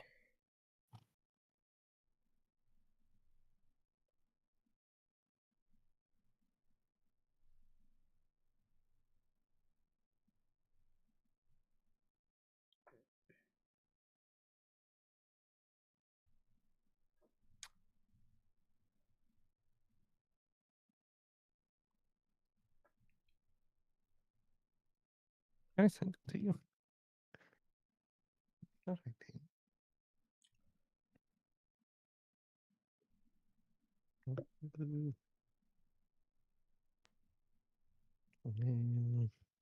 Oh, okay. Here it is. Okay, I gotcha. Okay, according to Fightful, I was gonna say I knew I was missing one. AEW sources claim they had no idea that Sheamus would be departing WWE, and at least one AEW talent is expected to make a push for Sheamus to work with him in AEW and or CMLL, as well as other outside promotions. Now, let me just assess this situation here. Who in the world could possibly want Sheamus to work with him in AEW and CMLL? So now I got to think, who has an AEW and CMLL dual contract? Now, if I start to think, I think of a guy who has been CMLL champion this year, and I think of a guy who's widely loved in AEW and CMLL, and then this brings me to the other story where Dave said, quote, everybody has their ideas about Sheamus in the Death Riders. Now, if I think of a guy who has a dual contract, he's been CMLL champion this year, and he's in the Death Riders, this is the same guy who just so happens to be a multi-time tag team champion with Sheamus. I think of fucking Claudio Castagnoli. Dude, that story was hilarious when everybody read it because it's like, I wonder who that could be, bro. Fucking goated, bro. This shit was hilarious. Bro, we all know Claudio's the guy making the push, and honestly, I would love for Sheamus to come in. I would absolutely love for... Now, typically, you know, everybody wants everybody to be in the Death Riders. I think Sheamus is actually one who actually does fit. But honestly, though, Honestly, I'd be fine with him being solo. I would absolutely be fine with him being in a solo act. Do not fucking put him in the Don Callis family. Do not put him in Shane Taylor Promotions or the Dogs or the Bang Bang Gang or any of other Tony Khan's weird ideas. Conglomeration. Do not fucking put him in the conglomeration. Sheamus, Sheamus will do fine wherever. I think Sheamus is one of those guys where he, to me, fits AEW so well. I think you could throw him in there with any one of your top guys. This dude, this dude's catchphrase is banger after banger after banger. AEW is known for bangers after bangers after bangers. I think the stars align perfectly. Now Sheamus, obviously, they say he's open to it, even if it's on a short-term basis. Tony Khan is going to get him locked down for a long time. If Tony Khan has time to use fucking Adam Copeland and Christian Cage, and he had time for Sting, I guarantee you he is going to make time for Sheamus. And I think Sheamus is going to have a new home in AEW, and I think, man, I think he's going to light it up over there. I really do. I think he is. I think he is. I think he's gonna go there. I think he should go there. I want him to go there. And man, that shit would be incredible, man. He matches them so well. Whether he'd be with the Death Riders or not, I'm down. I would love that shit. If not, be solo, moving. I'm down for that either, man. Either way, he's a fucking amazing talent. His in quality is still to this day incredible. His catchphrase just makes all the sense to work in AEW, man. I love it. I think it should happen. I think it will happen, man. And that's exciting, man. Whether he's solo, whether they do reform the bar, which would be really cool, especially for the way their tag team division does look. My God, they're getting everybody for that tag division, Man. and I do love it, man. So I hope it happens. I hope we see him over there. And for all those fucking sorry Dark Order schmucks, whoever it is, couldn't just not be the Dark Order. I'm just throwing them on their bus. But that league of people that's angry about it, boo-hoo, man. Do better. Be worth more. Then you get used more. Yeah, seriously, get over it. Get over it or get over. Literally. That's a good one. I like that phrase. So with Sheamus leaving WWE, we have somebody unlike Jack Perry who does fit the current Wow. Why did my Discord just supersize you? Oh, what the fuck? Oh, shit. Oh, I just hit a Braun Strowman. Yeah, no, no, for real. Hiromu Takahashi. Oh, I was saying, with Sheamus leaving WWE, and unlike Jack Perry, we have somebody who does fit the current landscape of WWE. Hiromu Takahashi. Apparently. Now, it was reported months ago that he was coming into WWE, but it is expected, Hiromu Takahashi is expected to report to the Performance Center soon. I'm assuming what took so long was they let him relocate his whole life from Japan to Orlando. I'm assuming that's what it was. Bro's fucking probably been having some headaches in the DMV, but yeah, I'm assuming that's what took so long, but I'm excited to see him over here, man. He's actually somebody good from New Japan, unlike Naraku. Exactly. Naraku is straight Narak ass. I couldn't come up with something. I'm sorry. But I like Takahashi. I think he's good. I think he's very good. From what I remember seeing, and I think he's gonna do good over there. So it's good to see he's reporting over there. NXT could really fucking use people, so I'm sure they're not starving. Even though they fucking have Mason Rook, and all I ever see are clips of him taking pins. What the fuck you got going on down there? But I digress. I think he's gonna be good over there, and hopefully, he debuts soon, and hopefully whatever name they give him isn't fucking stupid. I certainly hope so. So, Danhausen and Saturday night's main event that this dude is desperately trying to attach himself onto so badly. But he helped the next win. He is going to have JD McDonough grinding on him at Saturday night's main event. So maybe it is a must watch. Maybe. If I forgot to mention that on fucking Monday, dude, why the fuck? I think I get what he tried to say. He was gonna like grind him down and whatnot, but that motherfucker JD Why did McDonough dead ass said, "I'm gonna grind on you." Huh? What? You said you gonna do what? He's gonna grind on him, bro. That 'Cause he- shit killed me, man. yeah, I don't know why the fuck he said that. yeah. He's gonna grind on Danhausen, bro. WWE has extended invitations. Well, I thought if they were so integral, maybe the Knicks players would, just be wanting to be there. No, Maybe they maybe it'd be a no-brainer that they show up. You know, they said no, you gotta pay us, bro. I mean, I ain't got to stand next to this fucking weirdo w- unless I'm getting paid. WWE had to beg them, bro. They had to pay 'em, WWE has literally. extended invitations for several members of the New York Knicks for Saturday night's main event on July 18th at Madison Square Garden in New York City. Multiple players are expected to be in attendance for the show.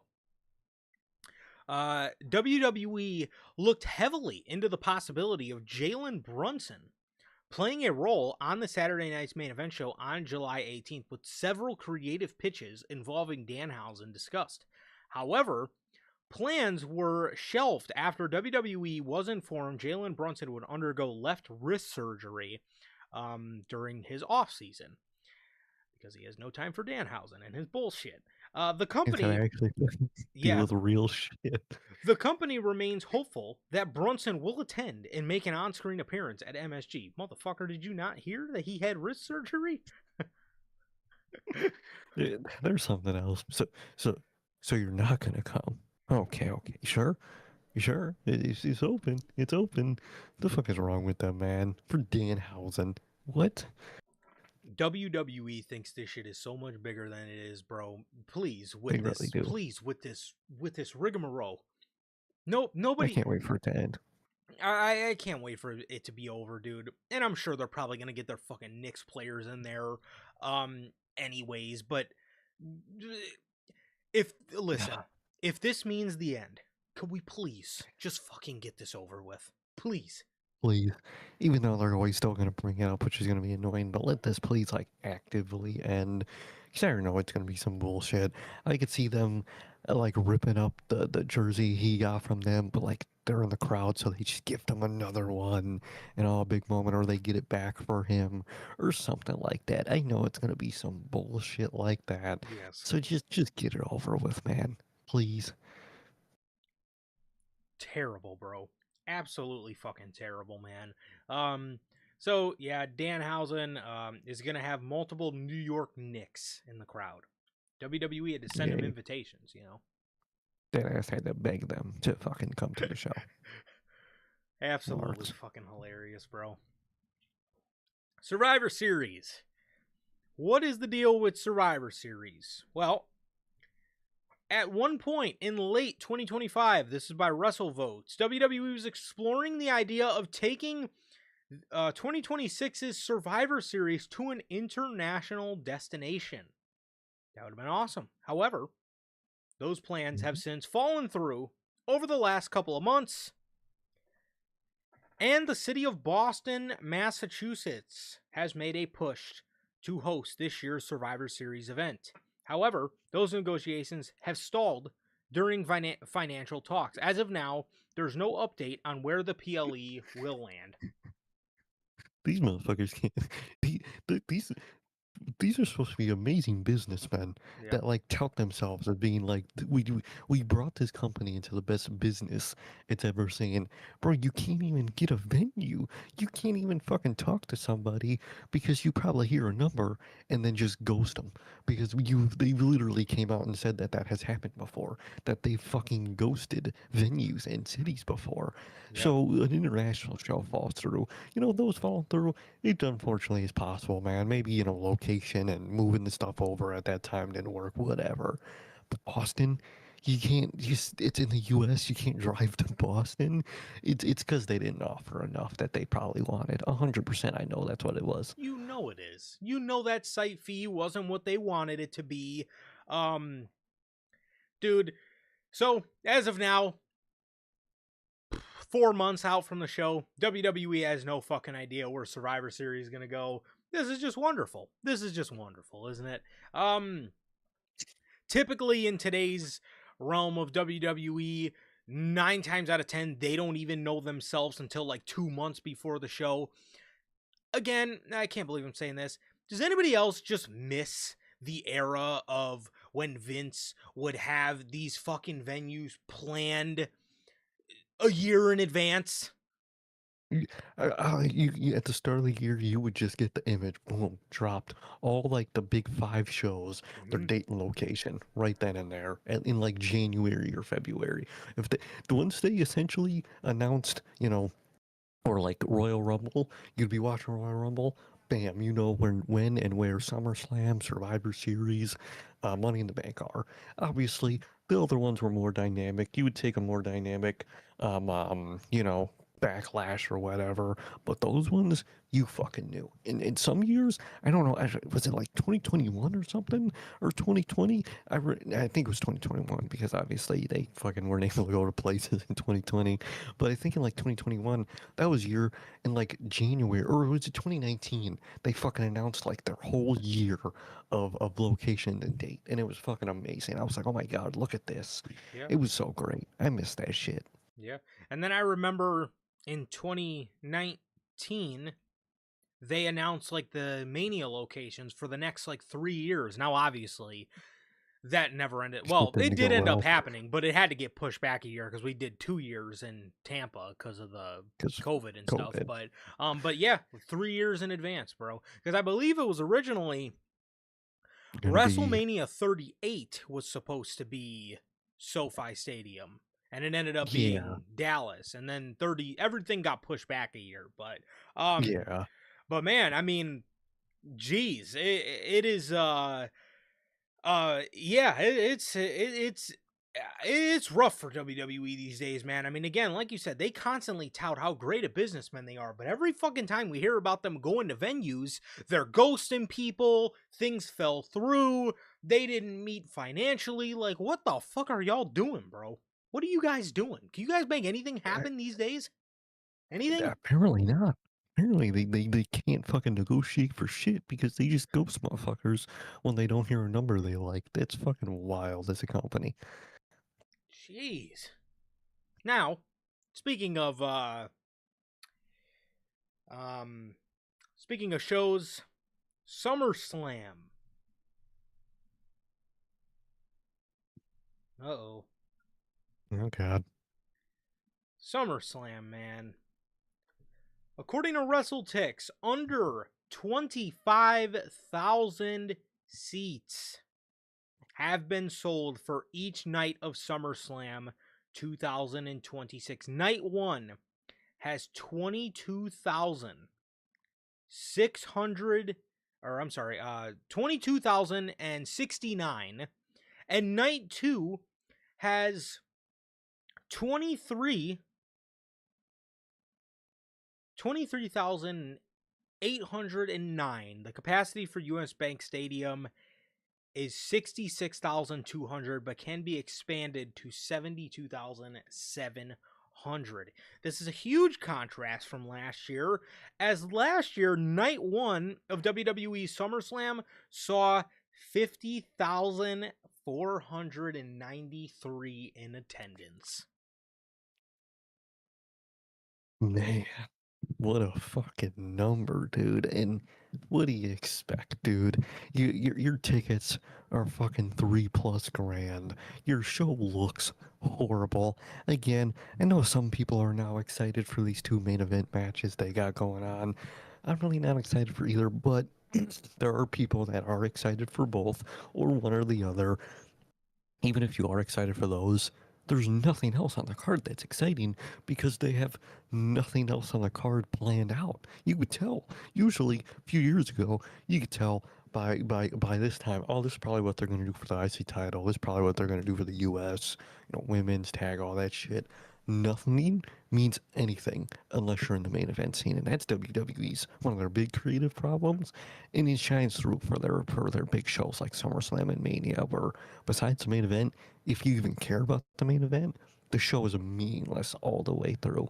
What is there? Why would anybody pay 3+ grand to go see what you presented for SummerSlam in Minnesota? Why would I go there? Why would I go to Minnesota for the show you've presented so far? It looks horrible. The show they presented, the show that they had a main event match for, that I think a lot of people were excited for, they took that from us.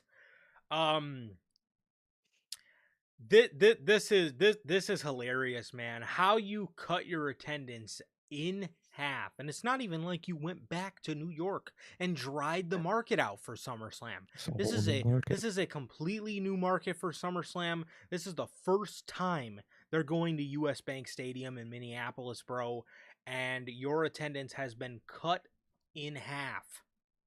You got 22,000 out of 66,000 seats. That is so bad. That is so fucking bad. And the reason I'm going to be a little bit harsher on them than I was on AEW for All In, this is a new market, and you still can't sell tickets. At least AEW has the fucking mistake of drying out the market, which is their own fault. But dude, this is a brand new market. This is a completely brand new market. WWE's upset that the ticket sales aren't going the way that were planned. But what do you think's going to happen when families want to go out to the show to watch the show, a family of 4, 5, 6, whatever, and everybody's got to pay $2 grand just to get in the arena, just to get in the stadium, and then what about everything else? What about their flight? What about their hotel? What about the food? What about the merch? All that costs you too. What about that? Paying fucking a lot of money, actually. Those superstores, or just the WWE store now, that shit costs money because you're gonna buy merch there. It's insane. And you have put together an Unk Fest for the main event of SummerSlam. Roman Reigns and Seth Rollins. This is a Roman Seth match is exactly what I wanted. Exactly what I had in mind to pay $2 grand per person to go see. And just better yet, I get to see a corporate chat off with CM Punk and Cody Rhodes in the other night. This is exactly what I wanted to see. And mind you, those are $2 grand per night. So to watch SummerSlam, the whole show, I gotta pay what, $4 grand? Just what I fucking had in mind. Just what I had in mind to spend my life savings for my family to go see. Just what I had in mind. Absolutely ridiculous, bro. Absolutely ridiculous, and I don't understand what the question's for. I don't understand what the question's for as to why ticket sales are low. All you got to do is read the fucking tape. This is exactly why. Look at what's on the show and look at your prices. You never fucking learn, so this is what you're gonna get. You're gonna get $22K for an arena that holds 66,000. That's what you get. That's what you fucking get. It's literally what they get. They deserve this. They earned this horrible number and these no ticket sales. I hope that arena looks empty, and I hope they fucking learn their lesson to do better creatively, fucking financially, business wise, do better all across the board, because that's what they need to do. So Obafemi and Roman Reigns and Seth Rollins is your main event for SummerSlam.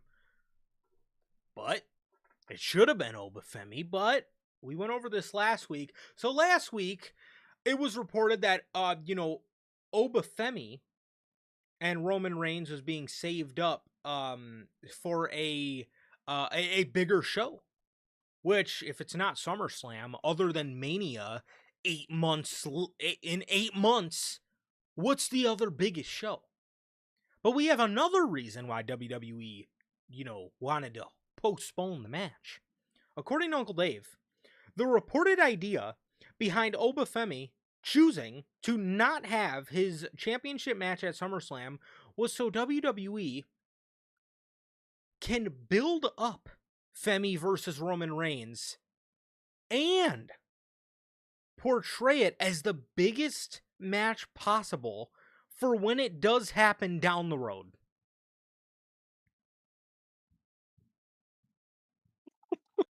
This company is just. They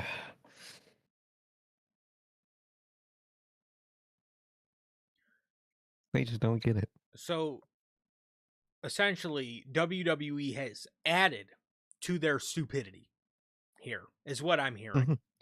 You not only have you not only are saying you want this to happen at the biggest show because it's the biggest match possible. Now you're saying you want to continue to build this. You're not You building don't it think it's- now. All you've done is have Obafemi have a brief little interaction with Jay where he told him, save your fucking warning shot bow for your cousin. Yeah. That's building to you. That's what It you're is. doing to continue to build this match. Obafemi couldn't give a fuck about anybody except for Brock Lesnar. Yet you want to tell me you want to continue to build this match with Roman. And then talking about, again, I said it last week, you're saying you want to save this for the biggest show possible because you think this is the biggest match possible. Right now, going into what you're building towards, and like in the distant future, SummerSlam's your biggest show coming up. Mania's in the rearview mirror. Don't tell me you're saving this for WrestleMania, because then you should have just had Obafemi win the fucking Royal Rumble. Mhm. What do They you mean should've you're saving this for the biggest match possible and to continue building it? What building have you done? What are you building? haven't built shit. And the best part about this, it's genuinely, at this point, I really, it would be so funny if they do the Rock match with Roman, because like, you were just lying. You weren't waiting for this. You just wanted to do Seth because that's easier money for you in your mind. So an established name, that's easy money for us. Even though you're really not making any money with SummerSlam, apparently. Even though I know when SummerSlam hits and afterwards they're gonna tout it's the highest grossing SummerSlam of all time. We're in great business. We're still in our boom period. They're gonna chant all that fucking you know stupid shit that they do. But it's not true because they're doing fucked. They are dead ass stalling. That's all they do is stall. Triple H is king stall. He'll stall the story and just say, "Oh, we're building Mystique. Oh, we gotta wait till it's perfect. Good things come to those who wait. We gotta build it up." You're not building shit. You're sitting on your ass waiting to do it. Your appointment was fucking 3 weeks ago, man, and you haven't fucking called the office back. What do you mean you're waiting? What are you waiting for? Call the office, bro. Like, I don't know, bro. I don't know with Triple H. I can't stand Triple H's mentality at this point. They're saving Oba and Roman for probably fucking 2.5 years from now, and I don't even know if we get that at Mania. At this point, I really don't think we do. Still think we get The Rock. If they're in Saudi, they're gonna pay out a bag to get what they want. They're gonna want The Rock. I really think we're gonna get Roman and Rock this time. That's not even on Rock conspiracy shit that he's gonna be back because the store. No, there is no story. At the end of the day, he fucking made a few dumb appearances, said shit he shouldn't have, and that was it. But this is Saudi. We're talking about they're gonna pay a bag for anybody. I really wouldn't be shocked if this isn't the end of Lesnar, and I've been telling it. I really wouldn't be shocked if next year, if Mania is the last of Rock. I really wouldn't doubt it to this day, man. Because why would Brock, not take that money? They're gonna pay him. They're gonna pay the Rock. They're gonna pay Brock. They're gonna pay Roman, and who knows, man? Who knows? At this point, I wouldn't be shocked if Oba does get a Mania match for a world title. I don't think it's going to be Roman or his title at this point, man, especially with the other story we have about the other world champion. If that stuff is true, that we'll talk about in a minute, then that's kind of what I see, man. But I hate how fake they are with this shit, man. Oh, we're saving it. Just stop, dude. Just stop. You guys go for the cheap money, and we know what your tactics, man. We just know it. Yeah. Oh, for sure. 100%, bro. 100%. Sami Zayn. Sami Zayn. According to the Observer, Sami Zayn is reportedly not considered a money player by WWE. Uncle Dave says, I saw a lot of people upset about it, and it was like, look, this is what it's going to be. You know that going in, they don't really, at this point in time, they do this for the undercard titles. They really don't do this for the two major men's titles. They aren't really passing around belts now. They really are in the hands of people who the perception is these are money players, and Sammy is not on their mind for one of those people. He could have been. There was a time where he was. But even then, no, there wasn't. Even in their minds, he was. He still wasn't, because he's what? Or he was. So he's just not. Okay. He was, but he wasn't. I think I get what it means. He means like he actually was at a time, but they still at that time Yeah. didn't Never see him seen as it. that. Yeah. But he don't know how to talk, so that's just Yeah. that's what he means. We're fluent in Dave Meltzer, if you guys didn't know. Yes. He could have been, and there was a time where he was, but even then, in their minds, he still wasn't, because it's like one of those things. They're still all brainwashed by the cosmetics in a lot of ways, and there are certain people. And that certain people are in good hands, but they can't be the guy. And Sammy's one of those guys where in their minds, he can't be the guy. And do you see why Triple H, we always hear Triple H gets upset that, like, you know, people of minorities can't be pushed. Triple H doesn't like that people think that. Well, apparently in this case, obviously it's not Sammy's race, but it's the cosmetics. It's WWE still being the land of the giants in that, type of sense, where somebody who looks like a retail worker, he looks like an Amazon worker, can't be WWE champion. Brother, y'all were the same motherfuckers who loved big beard, long-haired Daniel Bryan. But Sami Zayn, who's big beard, long-haired Sami Zayn, it's a problem. And then I see, and this, I've seen people all fucking week in our comment section, go watch TNA, or yeah, fuck you. Sami Zayn, my favorite one. Sami Zayn's done all that he could as world champion. Are you fucking stupid? Are you actually stupid? 9 days. So what he did was take a couple IG pictures was all he was worth to you as world champion. 9 days. You think Sami Zayn is at that point, just say he's not worthy to me as WWE champion, because to sit there and say he done everything he could have, really? He did everything he could have. He faced everybody, did every program he could have, like, I don't know, Cody fucking Rhodes. Sammy's the guy who did everything he could have in 9 days.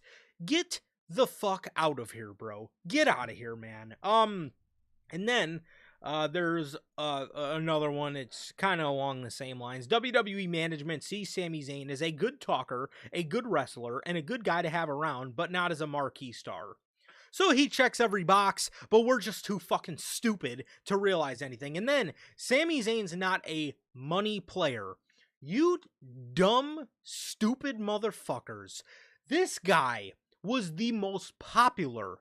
He was more popular than Cody fucking Rhodes when the company was at its heights. honorary Uce Sami Zayn in early 2023. The peak of their popularity was the most popular guy on the roster. So you can take Yep. that and shove it up your fucking ass, you brain dead idiots, bro. Get out of here with this bullshit, dude. And anybody that thinks Sami Zayn isn't a world champion or whatever, since when do we hate underdogs? Because from what I fucking remember, people didn't have a problem with Daniel Bryan as a world Nope. champion. People didn't have a problem with somebody who looked like Bray Wyatt. People didn't have a problem with somebody Cody. who looked like Kevin Owens. Somebody didn't have a problem with fucking people that look like Kofi Kingston. But we have a problem with Sami Zayn all of a sudden? Get out of here, It makes bro. no sense. Those people are one of those like fucking Vince, you gotta be jacked and you gotta be larger than life and all that fucking lame ass shit that really most of the time doesn't apply to damn near most people, damn near everybody in the business, except like that like 5 people in the history of the business that applies to. But I fucking digress, dude. It's just people. Like, you cannot say that he was not the biggest part. He is the whole reason the bloodline became good. The whole reason behind why they became so popular and why the story grew to the heights. Before Sammy joined that group, they were annoying, they were repetitive, and they were boring. They were. That's what I was saying at the time. You could check the receipts. I know I was saying that shit at the time. Yeah. Guess what? Sami Zayn came in and he breathed life into that. He was so popular. He he was the fucking honorary Uce. He got the moment at Royal Rumble, the moment on television every week. It would be the moment of him interacting with the Bloodline members, man. Yeah. Come on, man. Come on, don't play that shit that he was never fucking a big star. He's not a marquee guy. He's a fucking marquee guy. He really is, man.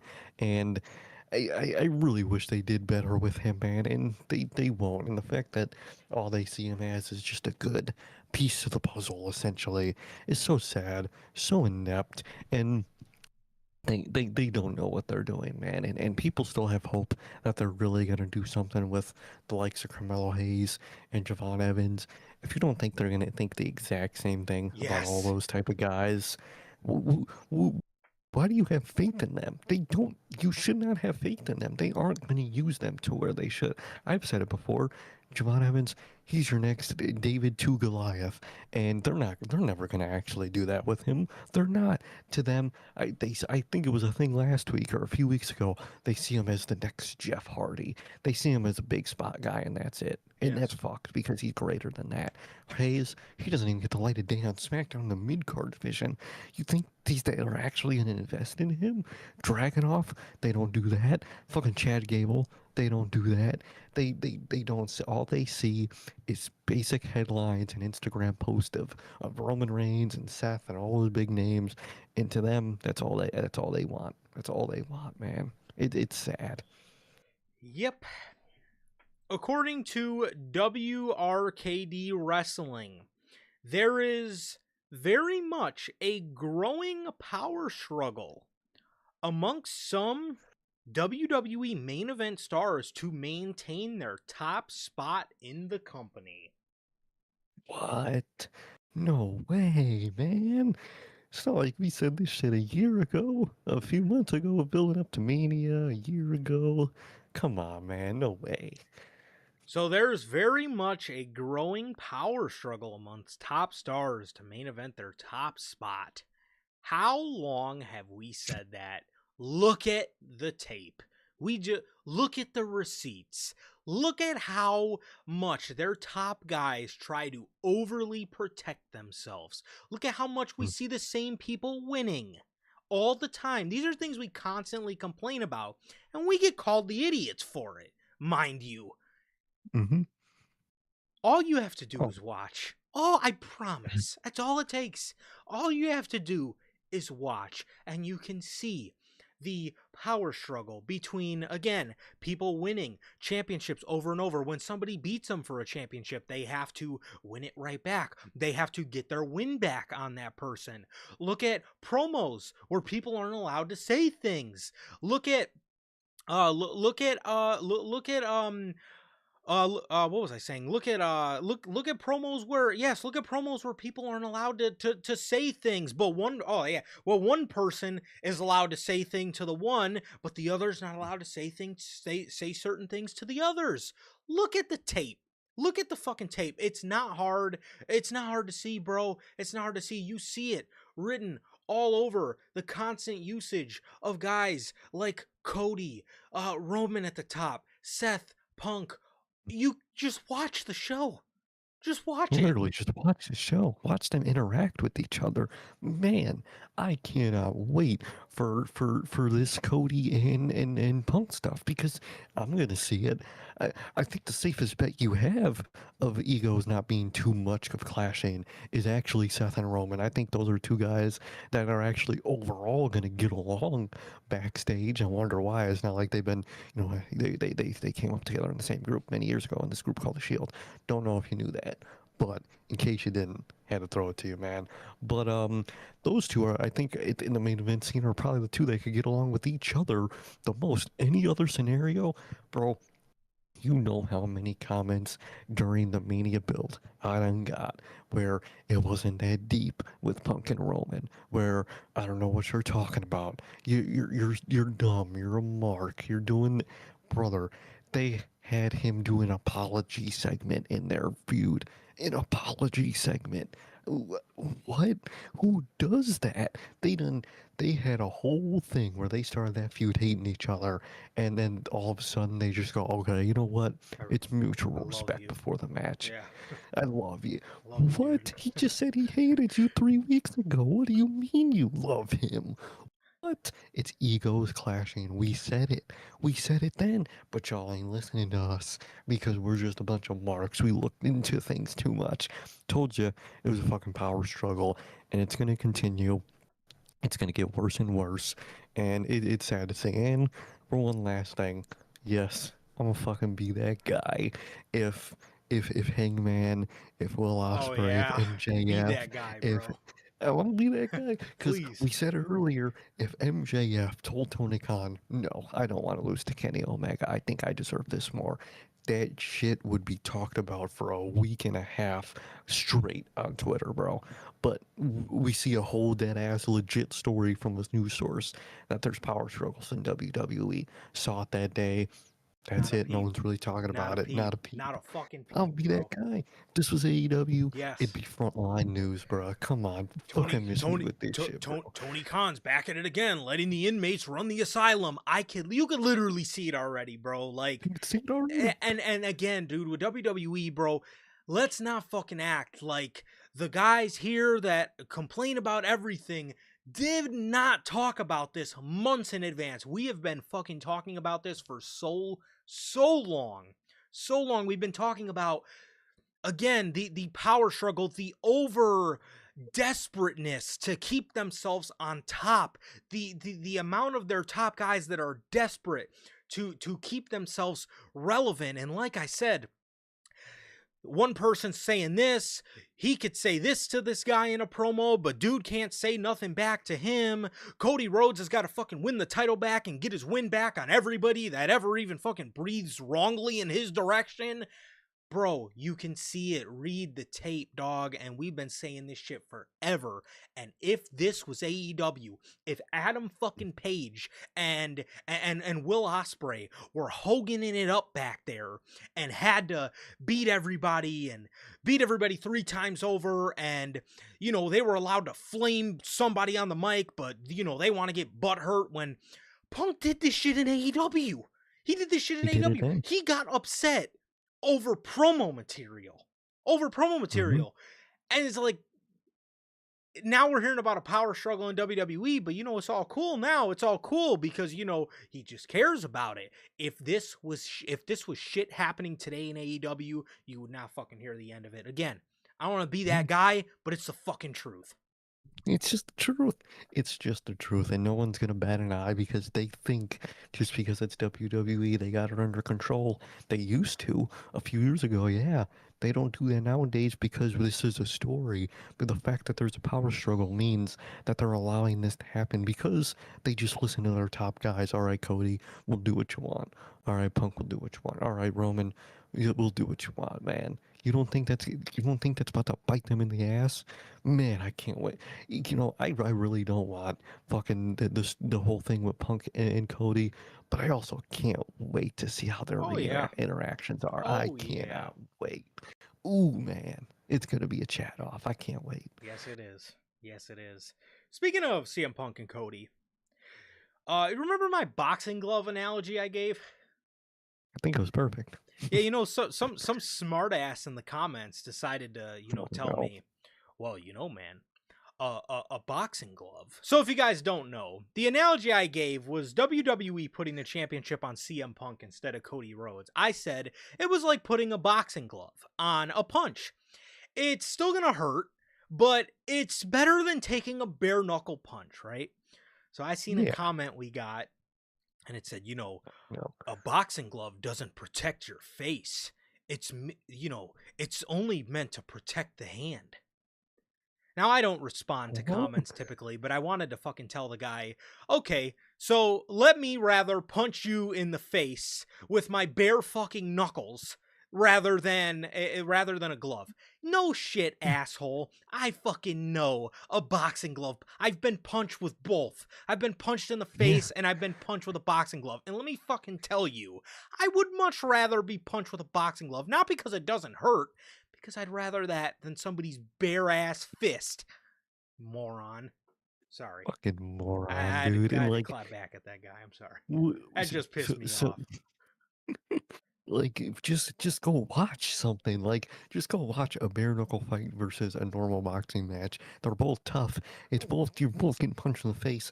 One is very much worse. Don't fucking do that shit, man. Smart ass What a motherfucker. loser. Oh, Oh, a boxing glove mainly to well, protect the hand. technically, No shit. you know, technically, you're a fucking loser, bro. Shut the fuck up. Anyways. Sorry. I had to get that. Sorry. I read that comment and I was like, this is the dumbest thing I've ever looked at in my life. According to False Finish, CM Punk was initially scheduled to challenge Cody Rhodes at WrestleMania 43 in Riyadh, Saudi Arabia. However, those plans changed. CM Punk winning the undisputed WWE title and defending the belt at SummerSlam had been planned for well over a month.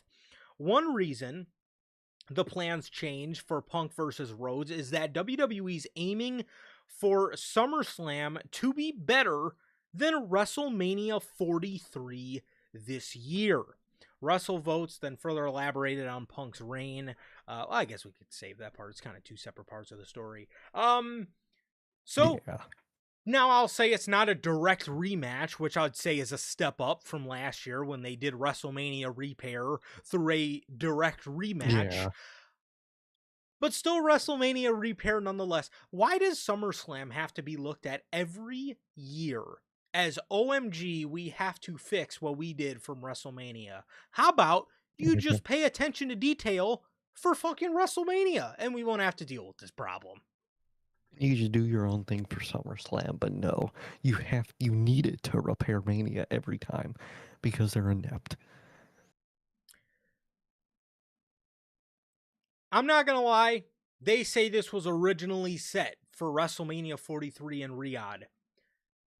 Do not be shocked if it's still not off the table for Saudi. I have a bad feeling. Yes, they're giving this to us here. I think they may give it to us here at SummerSlam, which obviously they are. Then they're going to take a break and use Randy Orton as a buffer in the fall. Mm-hmm. We'll probably get, we could either get another Cody Randy program or WWE could run back a Punk Randy program, which I think would be better than I would rather that than Cody Randy at this point. But use Randy as the buffer and then go back to this for WrestleMania 43, I would not be shocked. Something gives me a very bad feeling that, yes, we're getting this early at SummerSlam than we were supposed to at Mania 43. Do not be shocked if they want to stretch this out from SummerSlam to WrestleMania 43.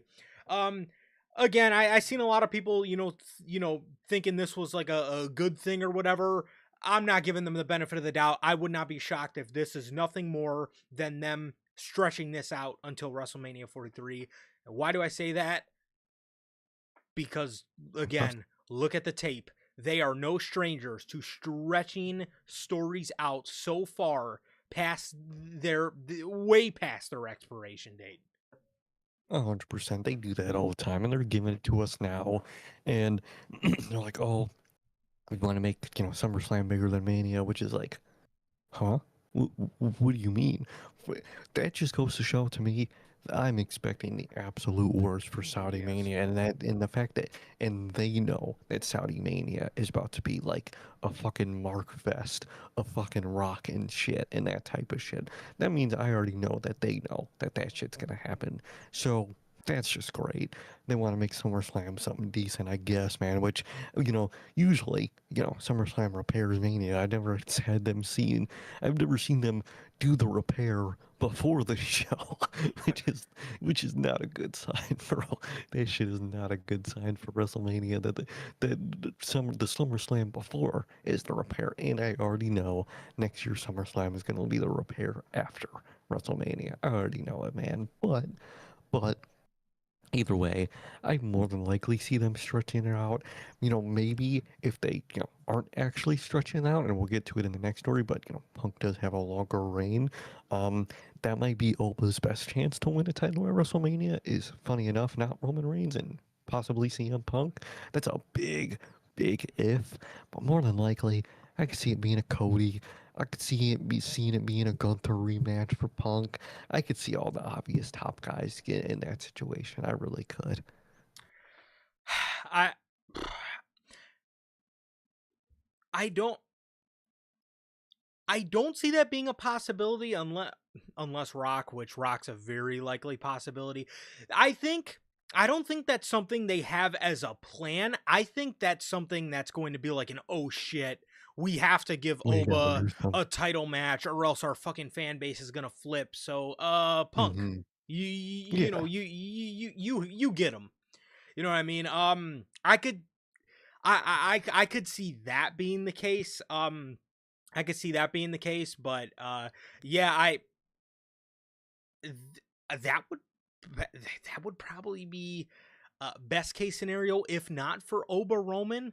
Because again, I think worst case scenario, dude, and I think the more likely scenario, personally, dude, I think they stretch Cody Punk all the way to WrestleMania, and we are going to be banging our heads on the fucking table. Durante says, when's the last time we saw Punk and Randy? I want to say 2011. I don't think they've interacted since he came back. So I want to say, well, I guess technically Punk was feuding with the Authority, which had Orton in it, but I don't think that was like any direct Randy Orton feuding, really. But at least the last big program I remember was. You could do. Go ahead. No, go ahead. Oh, I think the last main program I remember with those two was Mania 27. Go ahead. Go ahead. No, you're good. I think there's a bit of a delay. Yeah, then you could do. Oh shit! And then you could do the thing where in a way, he kind of took his moment at his Survivor Series return, so you could definitely intertwine that in the story, and that'd be really cool. Mm-hmm. He kind of stole his return moment at Survivor Series. For sure. Yeah, and there is recent enough history like that as well. Speaking of CM Punk and his title reign, a source within WWE Creative believes that CM Punk's title reign as undisputed WWE champion is being mapped out as substantial, with no indications from within that this is intended to be a short reign at all. The current plan is for CM Punk to be on SmackDown with occasional appearances on Raw when needed. NBCU has been pushing for more Punk on SmackDown for well over a year, viewing Punk as one of WWE's premier stars. I thought he was a draw, dude. I You're banging fucking for thought he Punk. was too. Don't get me wrong. I think Punk is gonna make SmackDown a little bit better. The show still has Cody Rhodes on there. Therefore, I still don't have much faith for the overall state of the show. I think Punk will make a part of it better, maybe like 15% better than normal, but again, that's still kind of unsurmountable odds to come back from a show that's so far in the gutter. I also think this is a case of them wanting to get him away from Roman and Seth, which I also do think is beneficial.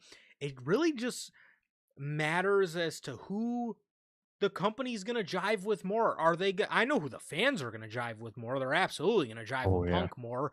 The real kicker here, who is the company? Who's the office gonna jive with more? Is it Punk or is it Cody?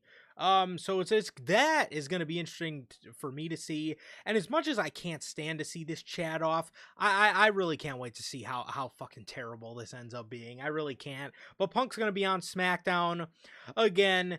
Really nothing for him to do on Monday Night Raw. He's kind of, and it's like there's a lot for him to do on Monday Night Raw if you like look at the roster as an entirety, but they only have Punk feud with other top guys. He's not feuding with other guys below him, you know what I mean, to try to like elevate them or anything else. So, I mean, his only choice here really was to move to SmackDown, quite frankly. And as for him not having a short reign, this could very well mean Cody wins Money in the Bank and they swap the roles. I don't think Cody's ever won Money in the Bank, so Triple H loves a stat pad for fucking Cody Rhodes. Call him Bam Adebayo. He loves a stat pad for those 83 points, but Punk, uh, Punk could very well be, get cashed in on by Cody. Cody, maybe then redoes the feud with Randy. Punk maybe wins a Rumble or a Chamber, and we get it at, Yep. Mania again. Do not be, again, we're hearing all these, plans moved ahead. I don't think so. I think plans moved ahead, but they're still looking to cash this thing out at WrestleMania 43. I am absolutely not giving them the benefit of the doubt whatsoever. No, they don't deserve the benefit of the doubt. I could see Punk's reign lasting a little past SummerSlam, man. But like you said, I wouldn't be shocked if they switch it and have fucking Cody be Mr. Money in the Bank, which that is god awful, but it makes sense that management I think would like that because I think in a way it would work for management and it would work for the company. It would be honestly god awful, but they would I think really like that. I wouldn't be shocked at that. I wouldn't be shocked if Punk just wins Rumble or wins Chamber or fucking does something. Who God knows what they're gonna do with all that shit, man. Um, I could definitely see them distracting Cody with Randy. I could see them distracting Punk with like Finn again or Gunther. It's gonna be the most obvious shit in the world, man. It really is. And he's not gonna help SmackDown. He's gonna help it a little bit. It's gonna make the scene a little better, a little more refreshing when he's on the screen doing something different. But then Cody's gonna come in. He's gonna butt in. He's gonna do his thing. That's gonna fuck everything up. And just because Punk is champ over there doesn't mean they're gonna start using Dragunov, start using Hayes, Yeah. fucking, do better with the women's division. Fucking Durante mentions we're getting Jade and Alexa tonight. Oh, CM Punk yay. can't fix that. Yeah. He ain't fixing that situation, man. He ain't gonna make Blake Monroe fucking used more. Be real, everybody. It's only going to get a little bit better, and it's really not going to get better, man. So I do like that, it's going to be longer than we might have thought, but I don't expect too much. I don't either, man. I don't either. And again, too, they love to play the role of Cody's like a good guy, but he does bad guy things. I think in their minds, Money in the Bank sounds like a perfect thing for them. So I don't know. I'm not giving them the benefit of the doubt. Again, I really think they're going to drag Cody Punk out until Mania 43, no matter what kind of little breaks they take here and there. I think it's going to happen, bro. But that's all we got here today for you guys, man. And yeah, that is everything. That is everything. Thank you guys truly so much, everybody who joined us here today. Thank you guys. Pretty good turnout today, man. As always, we love you guys, bro. Durante, we got Durante, we got Ripshot, we got my boy JT, we got Mr. Walking Down and Cut They Shit Off, we got my brother Gotti Devon, and we have Manager Logan. Manager Logan, man. So, thank you guys so very much for joining us. It has been always a pleasure for my Johnny. And I, Sir K. And that is going to do it for this edition of Notorious Heels. That is going to do it for another edition of the news. This has been episode 326. Thank you guys, as always. Thank you guys. We love you guys. Please like, comment, and subscribe. And we will see you all on Monday after Raw with NHP Unscripted. Peace.